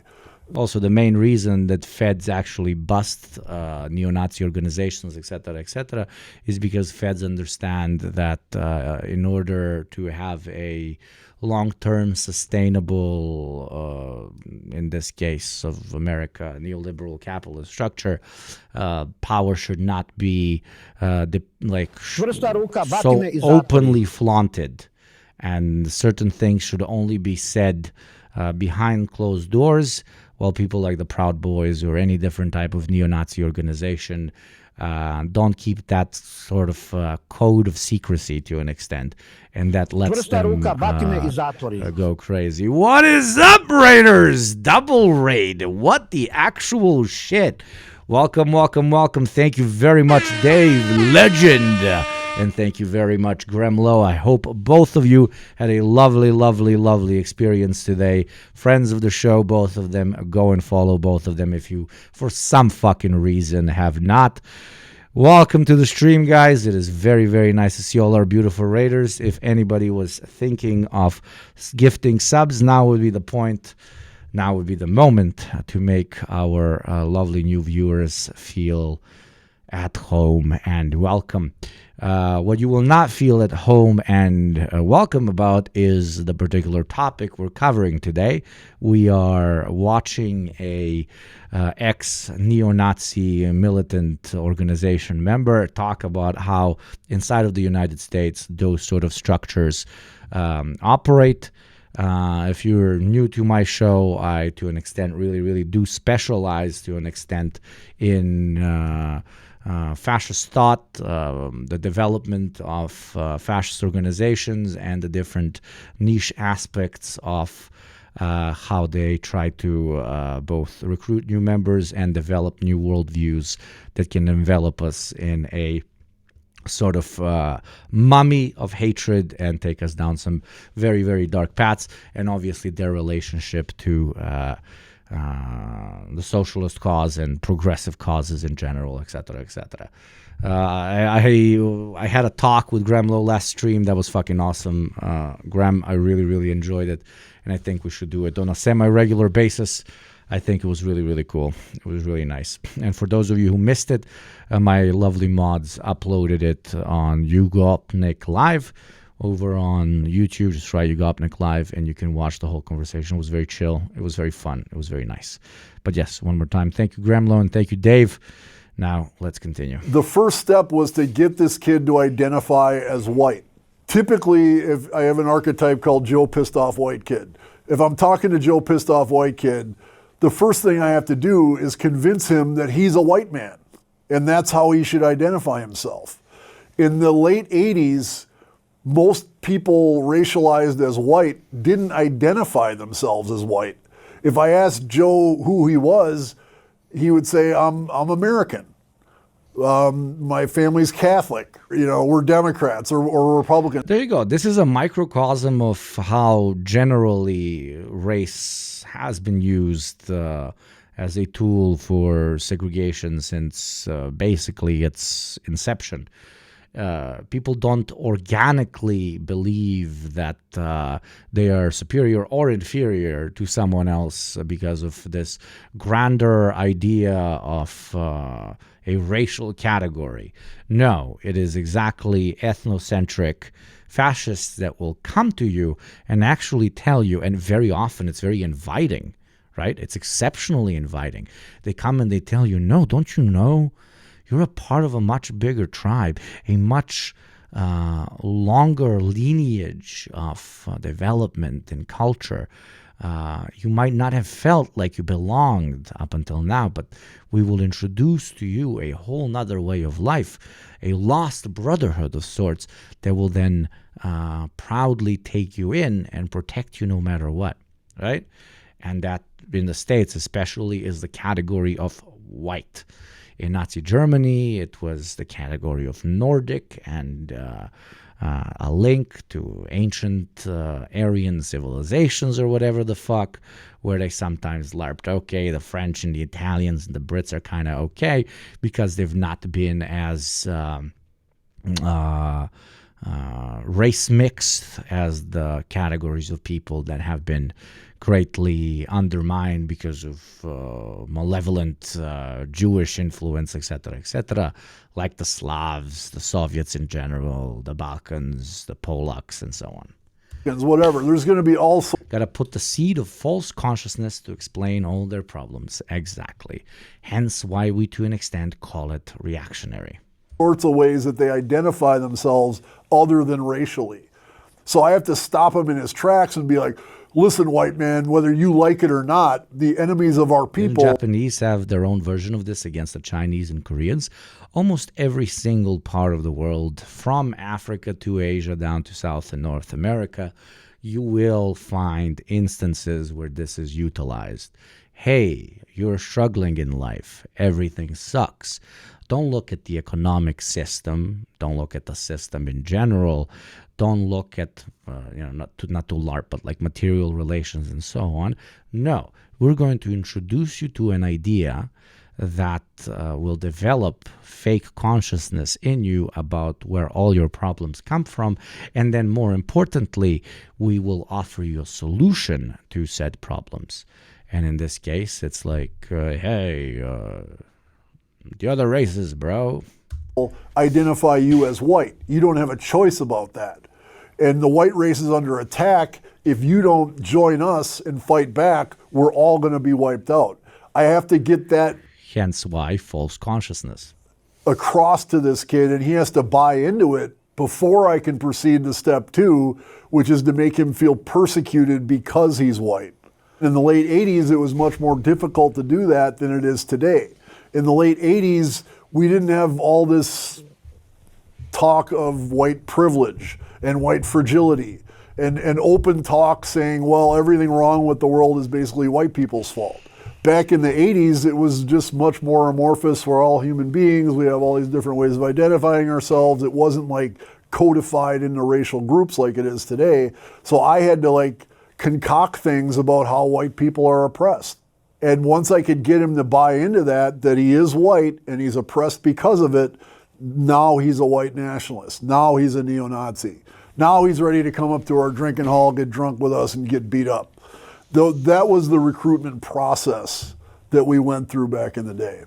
If you're a teenager who has a history of trauma in your family, if you're living in poverty, if whatever you have going wrong, they come and they give you a false solution. Exactly. Or, as exactly, chat, as Jakub said, the high level of technology. But what was it? Jakub created white man to trick everybody, but he was too OP. He out-OP'd the white man because the white man ended up doing technology on himself and started actually believing the whole race thing. Things wrong you have, the more... Nobody talks about that aspect of the theory, huh? Great things you learn here at YugopnikTwitch. Openings there are for neo-Nazi ideology to take hold. And so that was how we recruited these kids. The fuck is Jakub? Oh my God, you're about to go down an incredible pipeline.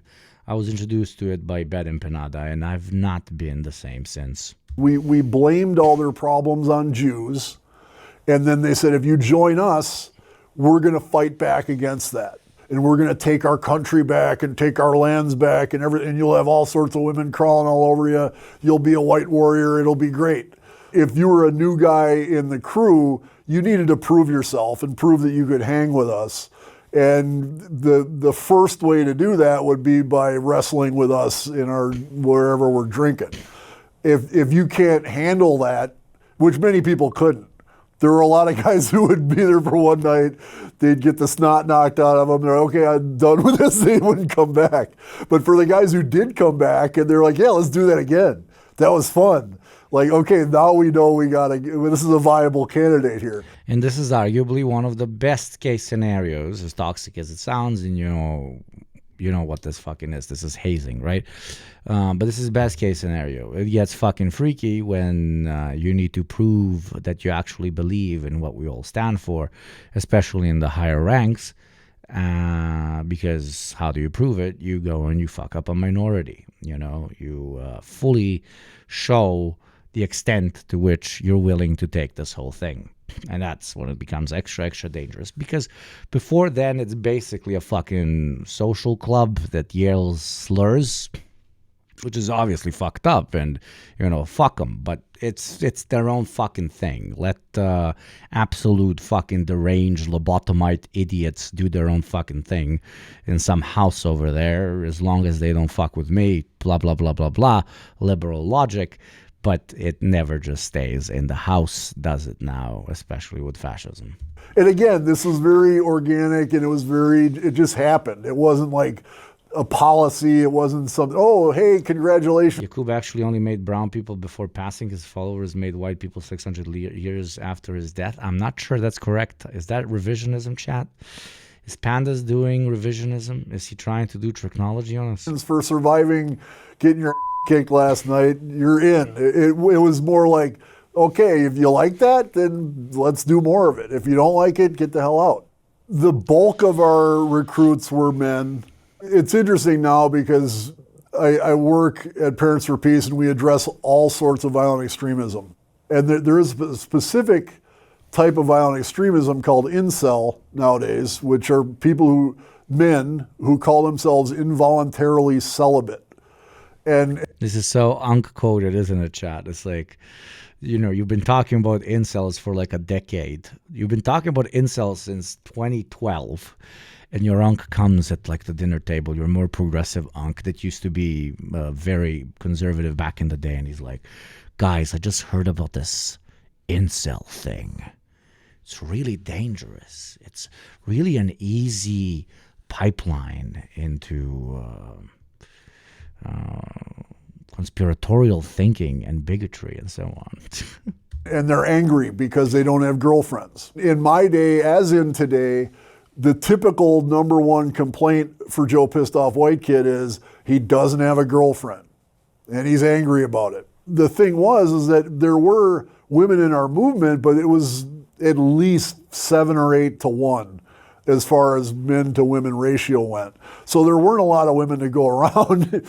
And typically the few women that were involved in the movement were all with the alpha guys.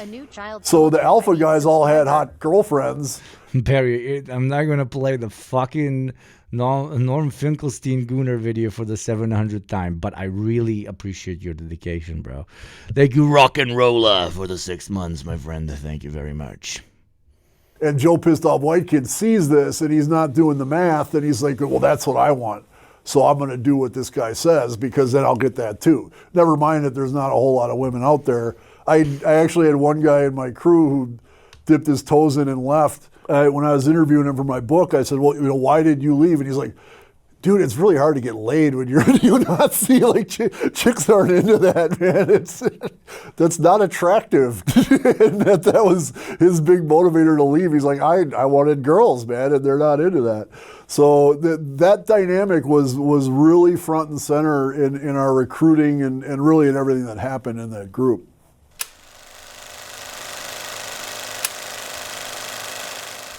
Milwaukee, where I was from, is the most segregated city in the United States for many years running. And what that means for neo-Nazi groups is it's very easy to point at these severely depressed inner city areas and go, see, that's what happens. That's what they do. Those people create these neighborhoods. That's completely ignorant of the truth that all the ghettos in the United States were created by government policy. And because of being segregated and sequestered to these incredibly hyper-compressed inner city areas, that's what created those ghettos. It wasn't the people who lived there. But of course, no white nationalist is going to admit that. No neo-Nazi is going to look at the true... This is all correct, and all of you know this, right? But there's also like a class dynamic at play here, always. Because you're trying to pitch to usually poor people, but let's say peak middle class, even some privileged upper middle classes. The Americans like to define classes category of people.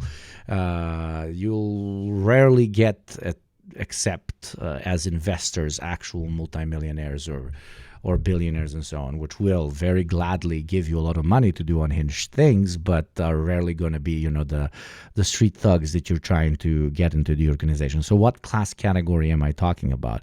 Well, almost all fascist thought as we've defined by now based on hyper-hierarchical thinking. Where are you in this particular category? And sure, there's massive racial undertones to this where you say, oh, look at these people in these ghettos, they're all minorities and they're like this because they just racially inferior or any other type of bullshit like that as well. But what it also does is it tells you that just how much of a loser, quote unquote, financially you're not as bad as that other category. And the only reason you're not as bad as that other category is because of different, just random ass fucking conspiracies and lies about why those people live in greater poverty than you do. Right? Driving factors of poverty and addiction and crime in our country. Instead, they're going to make a leap of logic and say, It's the color of the skin of the people who live there that create these conditions, not the actual policies that did. We were terrified to go to the inner city of Milwaukee. Because once you swallow that pill, once you swallow the pill that poverty is simply a consequence of laziness, a fucked up culture, an inferior like ethnic category, etc., you can no longer accept the socialist critique of capitalism. Those two completely become separate visions of reality. And once you get them with this, it's very, very difficult to de-radicalize, let alone turn them into class conscious people one day, because it is the crux where class consciousness quite literally in their eyes becomes reactionary. We knew if we went there looking for trouble, we'd probably get shot. So instead, we went to a more posh part of town where like frat boys would hang out. We went there looking for anti-racist skinheads because that's typically where they would hang out. And if we found them, we'd chase them down and beat them up. In Milwaukee, we couldn't get a proper fight with them.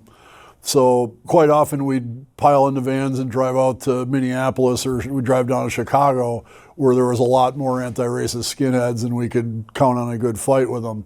A lot of times if it was late and there weren't a lot of people on the street and we saw a lone target of opportunity, which would basically be anyone that we didn't like, which was everyone but us. But if it was a person of color, or if it was someone that we thought was gay or Jewish. There you go. In this category, like in this particular example, they're exceptionally unorganized. They're fucking stupid, but they're looking for a way to manifest their feelings of superiority. But they know they'll get the shit beat out of them in like conventionally defined black neighborhoods, or even in parts of town where there's a lot of anti-fascists, but they still need the kind of justification for their thought that they are superior, so they just pick an easy target and they beat them up. The problem with this, though, is that long term it's not sustainable. As I said previously, unless these groups grow, they stop believing their very own mythos of superiority. They're like, dude, I'm a fucking 45-year-old drunk with no family. What the fuck am I doing with my life? So they start leaving these organizations and they start trying to have some semblance of a normal life. But if they do manage to grow, then their hunger for justifying to themselves that they are actually superior and powerful also grows. That's when they start talking about entering, the state, entering open politics. And once they manage to enter that, that's when they start talking about applying their ideas on a systematic scale. And that's how you get states like fascist Spain, like Nazi Germany, like fascist Italy, etc., etc. It is constant hunger for justifying the hierarchy in which you belong. But deep down rooted, you don't believe in it fully if you need to justify it constantly. Right? Which leads you to greater and greater and greater acts of violence, because you need greater and greater acts of violence to justify why you're still fucking doing this, bro. Right? Jewish or a punk rocker, like that was all the better. And there were all too many times when we would jump people in those circumstances and just beat the out of them. We called it a boot party. If it was like 10 of us booting one guy, that was a boot party. We'd throw him a boot party. And my stomach turns when I think about that violence that I've engaged in. But that happened quite often. Just as often, we'd run into larger groups. A lot of times we would go to bars where there was just a few of us and we'd piss off somebody at the bar and end up fighting the whole bar. That happened a lot as well. Our main targets for violence and our main rivals were self-proclaimed anti-racist skinheads. It's important to understand that when the skinhead counterculture arose back in the 60s in the UK, it was working class kids, typically football hooligans. They'd go to soccer matches, they'd brawl the opposing team, but it wasn't racist from the get-go. There were immigrants from Pakistan and the West Indies who were all among the original skinheads. It wasn't until the 70s when the National Front, an outright fascist group in England, saw the...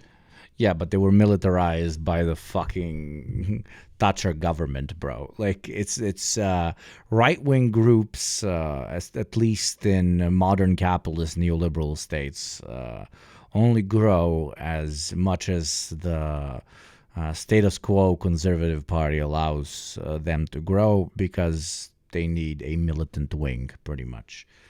And this is, again, inside of the confines of liberal capitalism, right? Outside of the confines of liberal capitalism, once it turns in on itself, you get mainstream fascist political parties. But just remember, if there are very open Nazi organizations that have not been banned in your state, your country, your region, etc., it's because the local mainstream center-right or right-wing party wants them to exist. They're probably even buddies. Potential amongst the white skinheads that the offshoot of racist skinheads arose. In the mid to late 80s, when the white power skinhead movement was kind of sweeping the United States, there were more traditional skinheads who stood up and said, hey, that's not what skinhead's about. What we now know as Antifa started back then with groups called SHARP. That was Skinheads Against Racial Prejudice. So SHARPs were our favorite target as well. And then there was also another group called Anti-Racist Action. I was actually at a neo-Nazi rally in Michigan where about 50 of us brawled with like 500 anti-fascists. And that was a real like formative moment in my path from just being a drunken hooligan to being like a militant racist. There was a time we were walking down. So you're telling me that to turn a hooligan into a militant racist, you need an anti-fascist to beat the shit out of him? That's not how it works. A street in a posh area, very late at night, and we saw an Afro-American kid on his own, and somebody just walked up to him and said, oh, look, N-bomb. Then we all just swarmed on him and just started punting him. That will haunt me to my grave, and it should. It was a horrible thing to do. But that happened fairly often. Even though we were really out looking for the baldies, if we didn't find the baldies and someone else was in the way, they were the ones who were going to get it. At the same time, many of the people that I beat up were just like random white dudes, just in the wrong place at the wrong time. And yeah, the representation of a just very badly organized group. I'm not saying that this sort of infighting doesn't happen all the time. Hell, like if we can find any correlation, any constant in history's fascist movements is that they very often do a lot of fucking cleansing internally, aka in their attempt to concentrate power in whatever executive branch of the party manages to climb on top. They tend to quite literally murder at least the leadership, if not everybody who's a member of the off group that does not want to be subsumed by the main category. AKA, Nazis basically killing or subsuming the brown shirts and so on. And I had no idea who they were. I would try to rationalize it afterwards that he was a race traitor and that's why he got beat up. But it was really just that I was addicted to that violence the same way as I'm addicted to the hate, and I needed a fix. I felt bad while I was in the movement, I had this inner voice going, what the hell are you doing? This guy didn't do anything to you. You don't even know who this guy is. I didn't have the courage to even acknowledge that voice, much less answer those questions.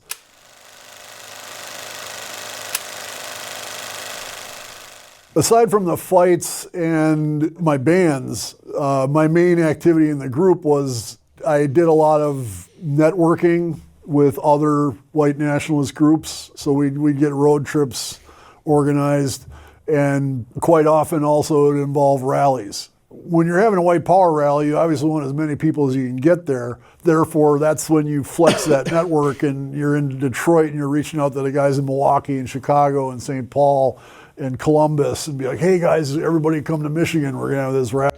Yeah, and we can see that for the last 50 years when it comes to these sorts of neo-Nazi organizations, at least in the United States, it was not necessarily successful. What is successful, though, is redefining the reactionary point around which you want to organize your particular reactionary movement.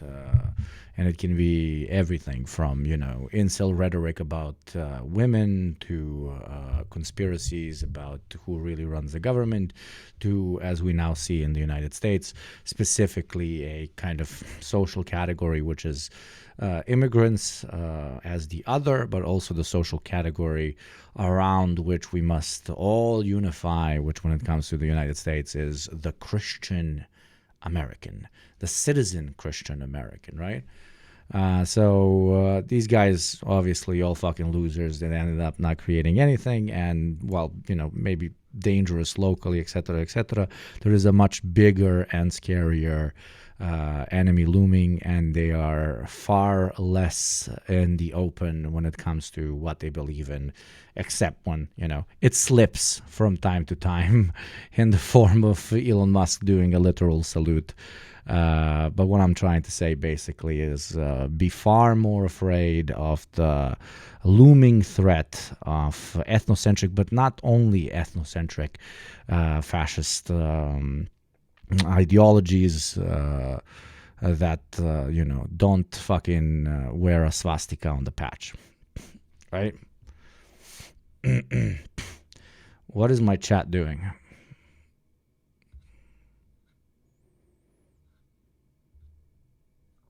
What are you fighting about?